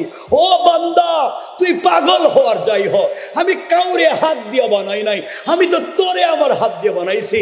বান্দা, তুই যখন ঘুমাইয়া যাস, লা তাখুযুহু সিনাতুম ওয়ালা নাওম, আমি তো ঘুমাই না। ও বান্দা, তুই বিছানায় শুয়ে থাকস, আল্লাহু আরশে ইস্তাওয়া, আমি আরশে আজিমে একা একা ভালো লাগে না, একটাবার ঘুম থেকে উঠে আমাকে ডাক দে, দেখবে আমি তোর ঘরের দরজায় মিন হাবলিল ওয়ারিদ, গলার রোগের চাইতে আরো কাছে হাজির হয়ে যায়। রব তার নাম, ভালোবাসলে তাকে ভালোবাসো। আমি কেমনে বুঝাইলে বুঝবেন আমি জানি না। জোয়ান, আমি তোমাদেরকে বলছি, রব আফসোস করে বলছেন কোরআনে, ইয়া আইয়ুহাল ইনসান মা গাররাকা বিরাব্বিকাল কারীম, ওই মানুষ, কে তোমাদেরকে ধোঁকা দিয়েছে, কে তোমাদেরকে বিপদগামী করলো? আমি না শয়তানের সঙ্গে কথা দিয়েছি। আল্লাহ বলতেছেন, ও মানুষ, আমি না শয়তানের সঙ্গে কথা দিয়েছি। শয়তানকে বলছিলাম আদম রে সাজদা কর, শয়তান বলছিল সলসলিম মিন হামাইম মাসনুন, আল্লাহ পচা দুর্গন্ধযুক্ত কাদা মাটি দিয়ে আদম বানাইছো। আমার একটা রুচিবোধ আছে, আমার একটা সোসাইটি আছে, আমার একটা ইজ্জত আছে, আমি আদমরে সাজদা দিতে পারি না। এই কথা তোমাদেরকে বানানোর কারণে শয়তান আমার রুচিবোধ শিখায়, শয়তান আমার সামাজিকতা শিখাইছে। আমি বলছি বান্দা তো আমি বানাইছি, একটাবার সাজদা করে নাই। এরপর শয়তান আমারে বলছে, ও বান্দা, আল্লাহ একটা ওরেও জান্নাতে নিতে পারবো না, সবগুলোর আমি জাহান্নামে নিয়ে যাব। ও বান্দা, আমি শয়তানের সঙ্গে কমিটমেন্ট করেছি, তুই একটারেও জাহান্নামে নিতে পারবে না। আমার বান্দারে 99 বছর 11 মাস 29 দিন নাফরমানি করাইবে, একদিন যদি মাফ চায় আমি আমার বান্দারে মাফ করে কুলে উঠে আনিব। বান্দা, মা গাররাকা বিরাব্বিকাল কারীম, কে তোকে ধোঁকা দিল? আল্লাযী খালাকাকা, আমি তোরে বানাইছি, এত ভালোবাসা বানাইলাম, সুন্দর করে হাত পা দিলাম, এত সুন্দর করে পৃথিবীতে কিছুই বানাই নাই। আল্লাহ কোরআনে কারীমের 30 নম্বর পারা সূরা 3 এর মধ্যখানে বলেন, লাকাদ খালাকানাল ইনসানা ফি আহসানি তাকওয়িম, আমি মানুষকে যত সুন্দর আকার আকৃতি দিয়ে বানাইছি, আমি কোনো জিনিসে এত সুন্দর করে বানাই নাই। ও বান্দা, তুই যখন রাত্রবেলা ঘুমাইয়া যাস, ফেরেশতারা আসার পরে আমাকে বলে, আল্লাহ ফজরের সময় ডাকছো, হাইয়া আলাল ফালাহ, ও বান্দা কল্যাণের দিকে আয়, একটাবার আইলে না। আমি আবার জোহরে কইলাম, হাইয়া আলাল ফালাহ, বান্দা আমার কাছে কল্যাণ, তুমি আইলা না, তুমি দোকানদারি করছো।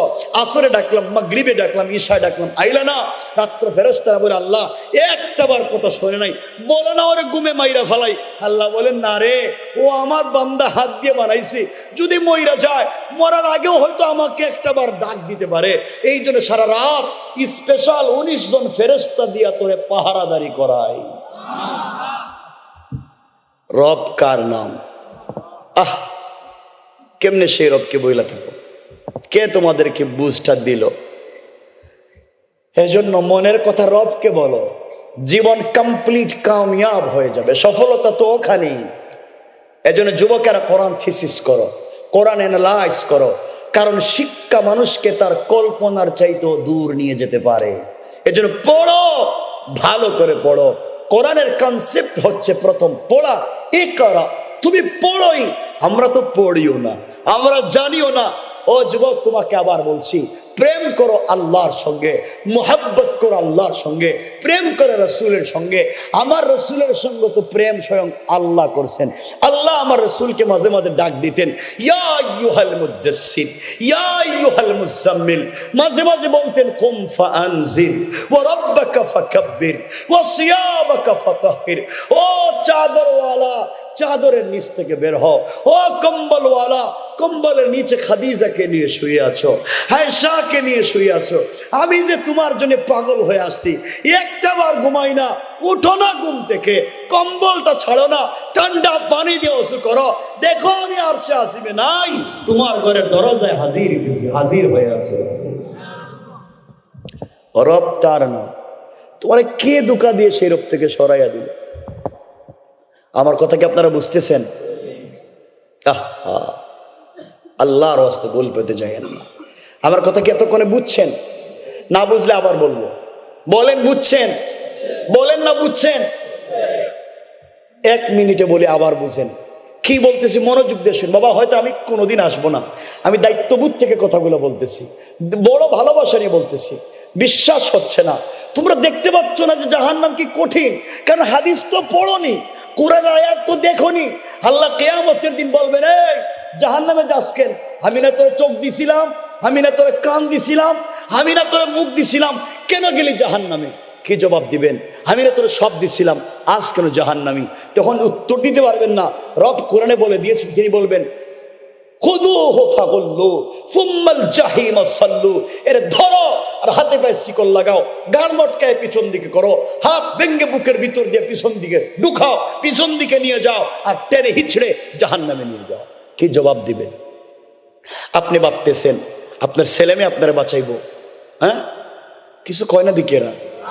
আপনার নেতা, আপনার মা বাপ, আপনার আত্মীয় স্বজন, আপনার ভাই বোন, এই যে 24 ঘন্টা দোকানদারি করি, কাজ করি, হয়তো মা বাপের জন্য, ভাই বোনের জন্য, বউ বাচ্চার জন্য, আর কারো জন্য।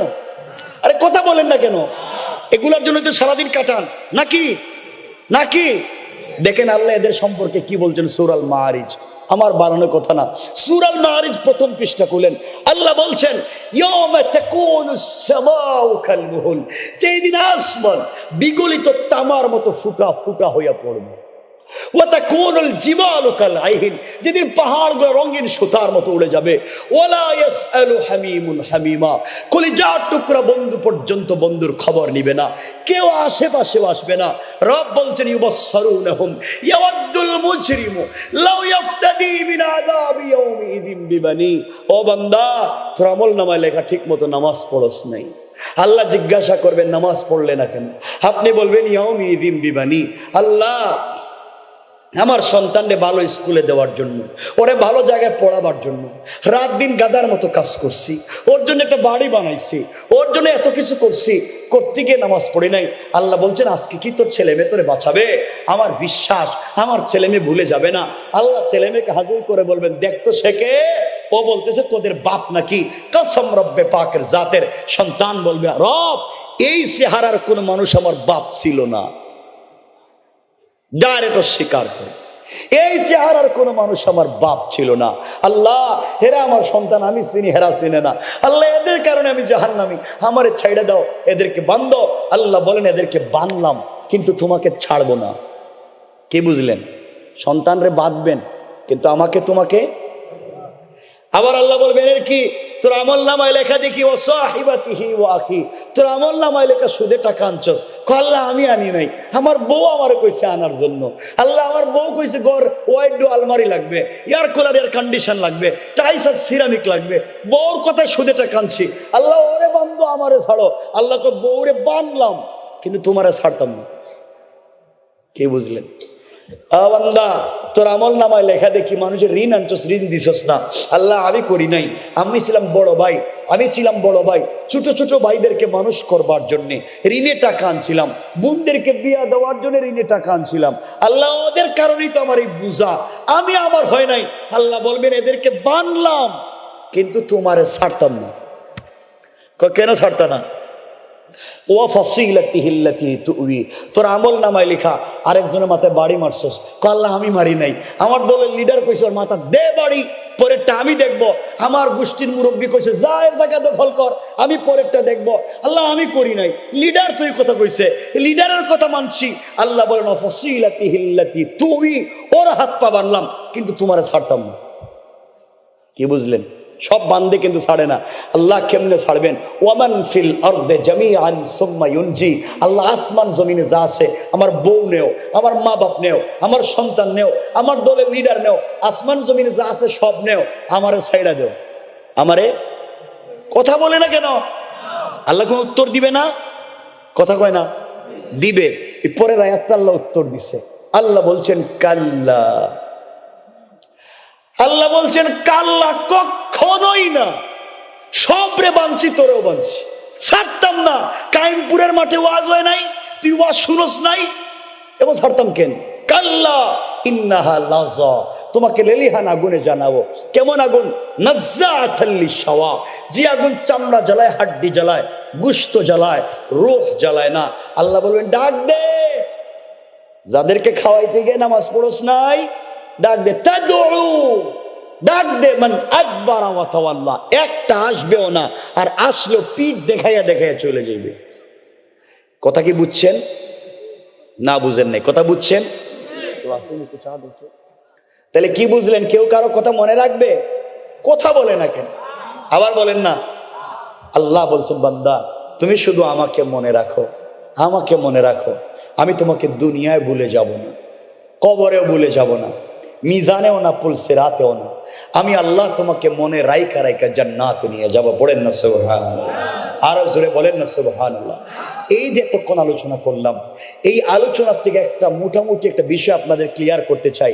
যদি আল্লাহর তাওহীদ ঠিক থাকে, যদি রাসূলের রিসালাত ঠিক থাকে, যদি আপনার বিশ্বাস ঠিক থাকে, চরিত্র ঠিক থাকে, একটা শব্দের আমল করতে পারেন। কয়টা? সবাই বলেন, আবার বলেন। একটা শব্দ, আস্তাগফিরুল্লাহ, আস্তাগফিরুল্লাহ, আস্তাগফিরুল্লাহ। কয়টা শব্দ বলছি?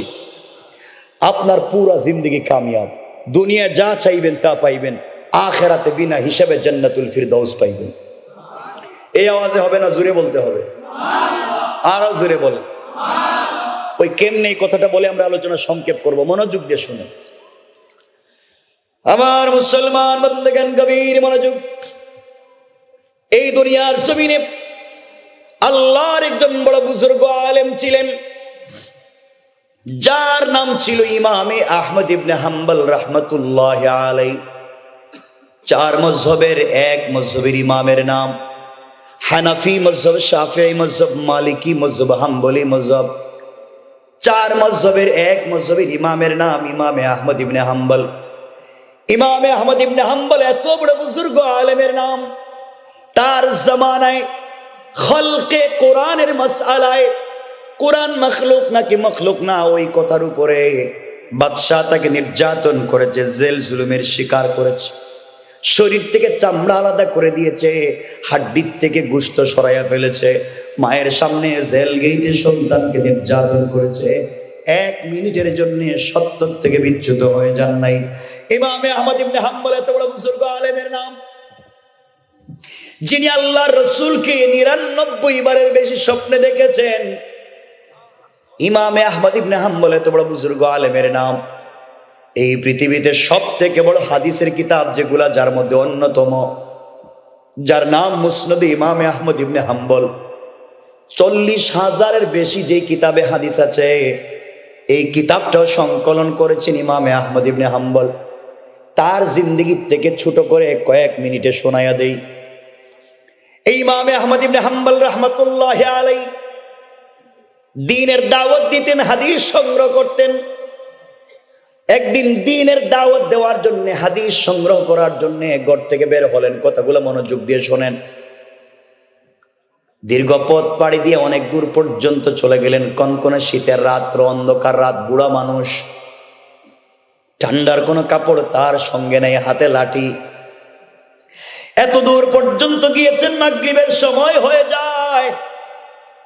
চিন্তা করলেন এই মুহূর্তে তিনি যদি সফর করে আবার নিজের গ্রামে আসতে চান, সারা রাত শেষ হয়ে যাবে রাস্তায়, অন্ধকার রাস্তায় তিনি আসতে পারবেন না। এই জন্য সিদ্ধান্ত নিলেন তিনি এলাকার যে মসজিদ পাবেন ওই মসজিদে মাগরিবের সালাত পড়বেন। মাগরিবের সালাত পড়ে মসজিদে ইশার সালাত পড়বেন। ইশার সালাত থেকে ফজর পর্যন্ত মসজিদে আল্লাহর নামের জিকির করে কাটাইয়া দিবেন। ফজরের সালাত পড়ে একটু সূর্য উঠে গেলে, রিমঝিম যখন মিষ্টি রোদ উঠে যাবে, ওই সময় তিনি বাড়িতে পৌঁছে যাবেন। এই কথা চিন্তা করে ইমামে আহমদ ইবনে হাম্বল রাহমাতুল্লাহ আলাইহি একটা মসজিদের ভিতরে মাগরিবের সালাত আদায় করেছেন। ওই মসজিদে মাগরিবের সালাত পড়ে তিনি জিকির তাসবিহ করতে লাগলেন। ইশার সময় হয়ে গেলে, সংক্ষেপ করে বলি, ইশার সালাত তিনি আদায় করলেন। ইশার সালাত পড়ে মসজিদের সকল মুসল্লিরা চলে গিয়েছে। একজন মুরব্বী অপরিচিত যায় না, মসজিদের কর্নারে বসে আল্লাহর নামের জিকির আর তেলাওয়াত শুরু করে দিয়েছে। মসজিদের স্টাফ অথবা মসজিদের মুসল্লি এসে কেউ বলছে, আঙ্কেল আপনাকে চিনি না, জানি না, আপনি এখানে একা একা বসে কি করেন? নিশ্চয় আপনি আমাদের এলাকার না, আপনি এখান থেকে চলে যান, আমি মসজিদের গেট লাগিয়ে দিতে হবে। ইমামে আহমদ ইবনে হাম্বল বলছেন, বাবারে, আমি একজন পথিক মুসাফির, আমার বাড়ি কিন্তু এলাকায় না, আমি রাত কোথায় যাব? কেউ তো আমারে চিনে না, আমি সারা রাত আল্লাহর ঘরে কাটাইয়া দিতে চাই, ফজরের সালাতের সময় হয়ে গেলে নামাজ পড়ে চলে যাব। যুবক বলছে, অপরিচিত কাউকে গভীর রাত্রে আমাদের মসজিদে থাকবার পারমিশন নাই। এক পর্যায়ে আল্লাহর ওলি ইমামে আহমদ ইবনে হাম্বলকে মসজিদ থেকে বের করে দিয়েছে। আল্লাহর ওলি মসজিদ থেকে বের হয়ে চলে গেলেন। একটা বারের জন্য নিজের পরিচয় ওপেন করলেন না, নিজের পরিচয় দিলেন না। তিনি যদি একবার বলতেন আমি ইমামে আহমদ ইবনে হাম্বল, তাহলে এলাকার লোক তাকে বের করে দেওয়া তো দূরের কথা, পুরা এলাকাবাসী তার খিদমতে লেগে যাইত, হাদিয়া নিয়ে, তোফা নিয়ে সারা রাত তার খিদমতে মানুষ কাটাইয়া দিত। একটা বারের জন্য নিজের পরিচয় দিলেন না, নিজেকে ছোট করে ফেললেন। এই জন্য আল্লাহ তাআলা তাদেরকে জমিনে বড় বানাইয়া দিলেন। ওই জায়গায় ইমামে আহমদ ইবনে হাম্বল না হয়ে যদি আমি হইতাম বা আমরা কেউ হইতাম, আর আমাদেরকে কেউ এভাবে বের করে দিত, সাথে সাথে পকেট থেকে কার্ড বের করে দেখাইয়া দিতাম, এই যে দেখেন আমার কার্ড, পৃথিবীর সবাই আমারে চিনি, আপনারা চিনলেন না, এই যে দেখেন আমি কত বড় বল্টু মিয়া। এই জন্য আমরা নিজেকে বড় করতে চাই, আল্লাহ আমাদেরকে ছোট বানাইয়া দেয়। আর তারা পুরা জিন্দগি নিজেকে ছোট বানাইয়া দিয়েছে, এই জন্যে আল্লাহ তাদেরকে বড় বানাইয়া দিছে। ইমামে আহমদ ইবনে হাম্বল সংক্ষেপ করে বলি, চলতে চলতে হাঁটতে লাগলেন। ঠান্ডার মধ্যে আর পা বাড়াতে পারতেছেন না বৃদ্ধ মানুষ। হাঁটতে হাঁটতে একটা বাজারে পৌঁছে গিয়েছেন। ওই বাজারে গিয়ে দেখেন বাজারের সবগুলা দোকান বন্ধ। বাজারের মধ্যখানে ঝুপড়ি করে ভাঙ্গা একটা দোকান খোলা। ওই দোকানের মধ্যে একটা যুবক বসে আছে, কি জেনে করে আস্তে আস্তে করে কাছে পৌঁছে গেলেন। আস্তে আস্তে করে কাছে গেলেন, যাওয়ার পরে যুবককে জিজ্ঞেস করে, বাবা, অন্ধকারাচ্ছন্ন রাত্র, কনকনে শীত, এই বাজারে কোনো দোকানদার নাই, সবাই চলে গিয়েছে, তুমি এখন পর্যন্ত দোকান খোলা রেখেছো, ব্যাপার কি? যুবক ডাক দিয়া বলছে, আঙ্কেল, এই বাজারের সবগুলা দোকানদার ফজরের পরে দোকান খুলে সন্ধ্যার সময়, আর আমি একমাত্র কেবলমাত্র একজন দোকানদার, সন্ধ্যার পরে দোকান খুলি, ফজর পর্যন্ত দোকান চালাই। ফজরের আজান হয়ে গেলে দোকান বন্ধ করে দেই। এইভাবেই তো আমার জীবন চলে। 30টা বছর থেকে এখানে দোকানদারি করে 20 বছর বয়সে দোকান শুরু করেছি। কি রে, তোমার সাউন্ড কি হইলো?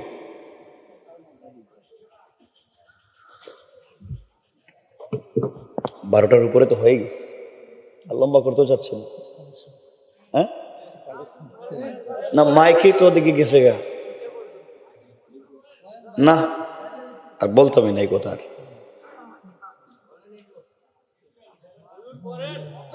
আসছে মাই বক্স গেলে তো আমার কানে আওয়াজ আসতে হবে, বুঝেন নাই? কষ্ট হচ্ছে আপনাদের, কিন্তু আমার হইতেছে এখন না। আমি তো শেষ করতেই শুরু করছি, শেষ করার জন্যই তো শুরু করছিলাম। আমি আর কথা বাড়াতে চাই না, একটা চমৎকার আলোচনা নিয়ে আসছিলাম। যদি কেউ আস্তাগফিরুল্লাহ পড়ে, ওখান থেকে আমরা জানবো দুনিয়ায় 5টা পুরস্কার, আর মরে গেলে বিনা হিসাবে জানবো। 5টা পুরস্কারের কথা বলতাম, আমি আর যাবই নেই কথায়। আরে আপনারা বলেন, বলতেছেন, তো বলতে চাই, বলার জন্যই তো শুরু করছি, কিন্তু আমার তো কানে আসে না কিছু না। আর শোনেন, কিছু বললেন না, 12:15 কি কইতাম কইছিলেন? নগদ দিতে রাস্তায়, মানে ওই যে মাঠে আমি কিছু টাকা নাকি উঠাইব, এই কথা বলতেছে। আরে বাবা, কিছু কইেন না, আমি তো বলতে শুরু করছি, নাহলে কি বলতাম? আপনি যত কিছুই করেন, এই সাউন্ড আর হবে না।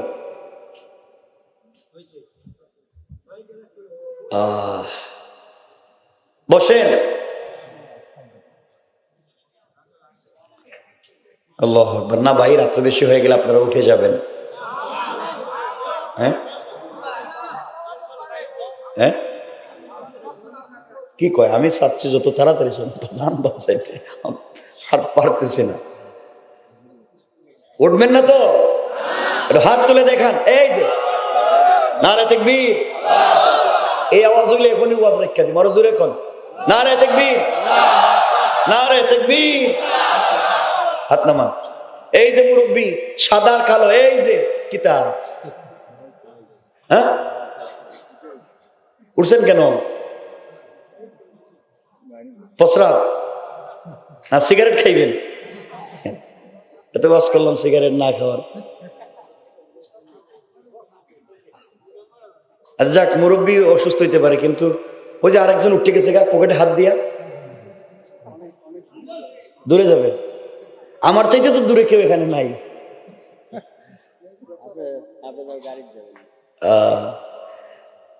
আমি চাচ্ছি আজকে রেখে দিয়ে আগামীতে আমি কখনো আসলে বলবো না কথাগুলো আমার, কারণ এটা তো কাজ হইতেছে না। সংক্ষেপ 2-3 মিনিট আমার বন্ধুগণ, কথাগুলো দিল দিয়ে শুনেন কি বলতে চাই। যুবক ডাক দিয়া বলছে, আঙ্কেল আমি 50 বছর বয়স হয়ে গিয়েছে, 30 বছর থেকে দোকানদারি করি, শুধু রাত্রবেলা মাগরিবের পরে দোকান খুলি, ফজরের আজান হলে বন্ধ করে দেই। মুরব্বী বলছেন, ইমামে আহমদ ইবনে হাম্বল বলছেন, বাবা তুমি কি করো?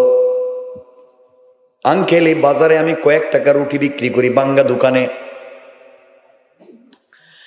যুবককে ডাক দিয়া বলছেন, বাবা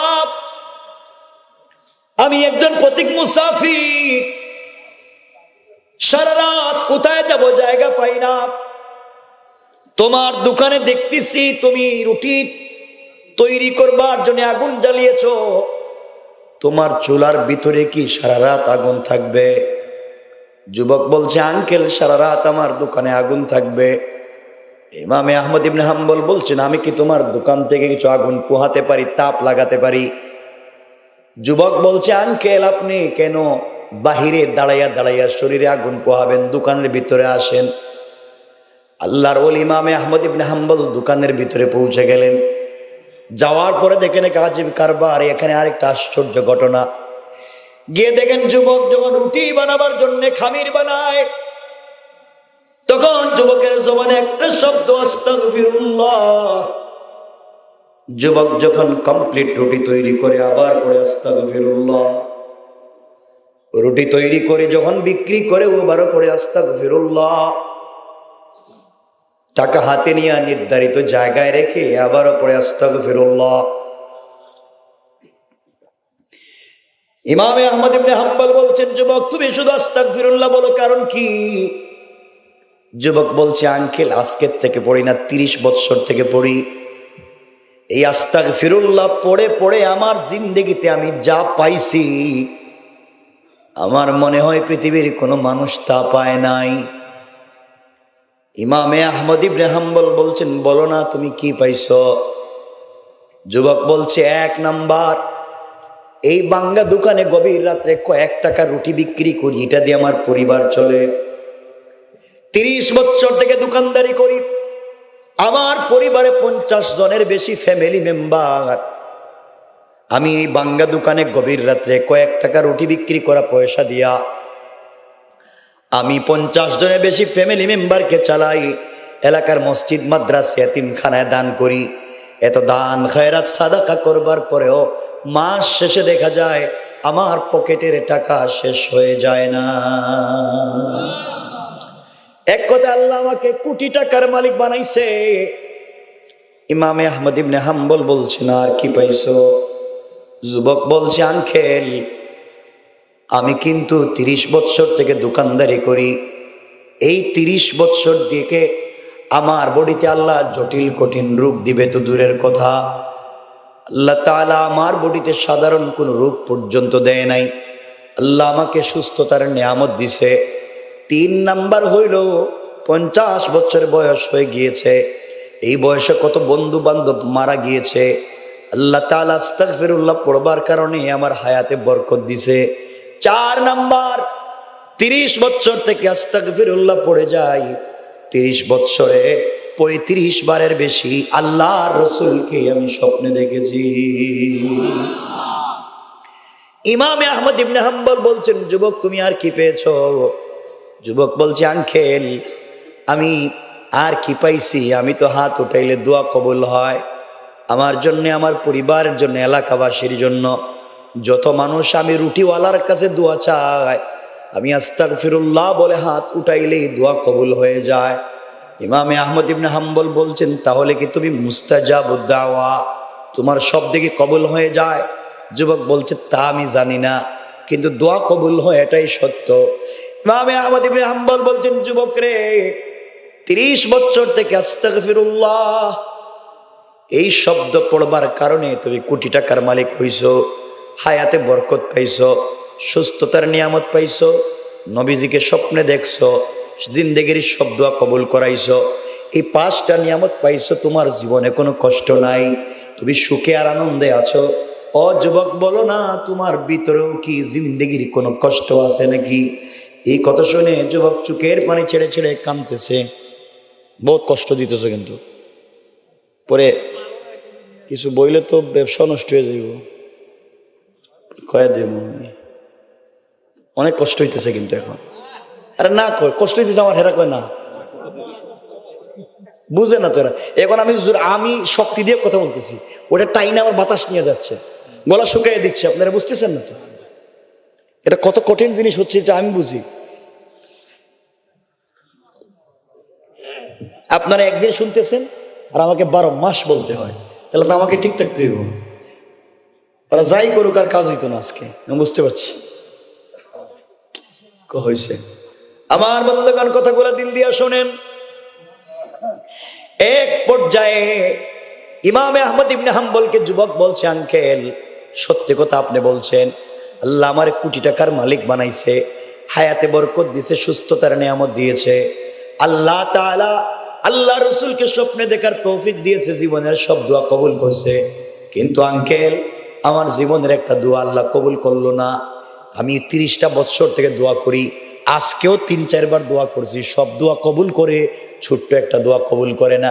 না জানি কোন দিন মইরা যাই, কেন জানি আমার মনের ব্যথায় দোয়াটা কবুল হইল না। ইমামে আহমদ ইবনে হাম্বল বলেন, কোন দোয়া কবুল হয় নাই? যুবক বলছে, আঙ্কেল এতদিন থেকে আল্লাহর কাছে প্রতিদিন 4-5 বার দোয়া করি, আল্লাহ শুনছি এই জমানার সব থেকে বড় আলেম যার নাম ইমামে আহমদ ইবনে হাম্বল, আমি তাকে একটা নজর দেখতে চাই, তার খিদমতে যেতে চাই, তার কাছ থেকে দোয়া নিতে চাই। এত দোয়া করি, আল্লাহ কিন্তু আমার এই দোয়ারে কবুল করে না। ইমামে আহমদ ইবনে হাম্বল সামনে দাঁড়িয়ে আছেন, আর নিজেকে সামলিয়ে রাখতে পারলেন না, চোখের পানি ছেড়ে দিলেন। আর মনে মনে চিন্তা করলেন, নিশ্চয় যুবককে আল্লাহ তাআলা কতটুকুন কবুল করছেন। আমার মতো বুড়া মানুষের বাড়িতে যুবকটারে পাঠায় নাই, বরং আমারে সারা রাত হাঁটাইয়া ঠান্ডার মধ্যে যুবকের দোকানে হাজির কইরা দিছে। আরে আমার চাইতে তো রুটিওয়ালা আল্লাহর কাছে আস্তাগফিরুল্লাহ বলে মকবুল হয়ে গিয়েছে। তিনি বলছেন, যুবক রে, তুমি ইমামে আহমদ ইবনে হাম্বলকে দেখতে চাও? আল্লাহ তাআলা আজকে ইমামে আহমদ ইবনে হাম্বলকে হাঁটাইয়া সারাদিন সফর করাইয়া ঠান্ডার মধ্যে ঘুরাইয়া ঘুরাইয়া কিছুক্ষণ আগে তোমার দোকানের সামনে দাঁড় করাইয়া এই মুহূর্তে যে মুরব্বী লোকটা তোমার সামনে দাঁড়াইয়া কথা বলে, আমি আর কেউ না, আমি হলাম সেই ইমামে আহমদ ইবনে হাম্বল। ও যুবক, আল্লাহ তোমার এই দোয়াটারও কবুল করছে। তোমার একটা হাদিস শোনাইয়া দেই যুবক, যারা আস্তাগফিরুল্লাহ পড়বে তারা দুনিয়ার জমিনে 5টা পুরস্কার পাবে, ইন্তেকালের পরে আল্লাহ রসুলের নিজ হাতে হাউজে কৌসারের পানি পান করে তারা রসুলের সঙ্গে জান্নাতে চলে যাবে। কয়টা শব্দ? শব্দ কয়টা? কি শব্দ? পুরা আস্তাগফিরুল্লাহ না, শুধু শব্দটা আস্তাগফিরুল্লাহ, আস্তাগফিরুল্লাহ। পারবো না ইনশাআল্লাহ?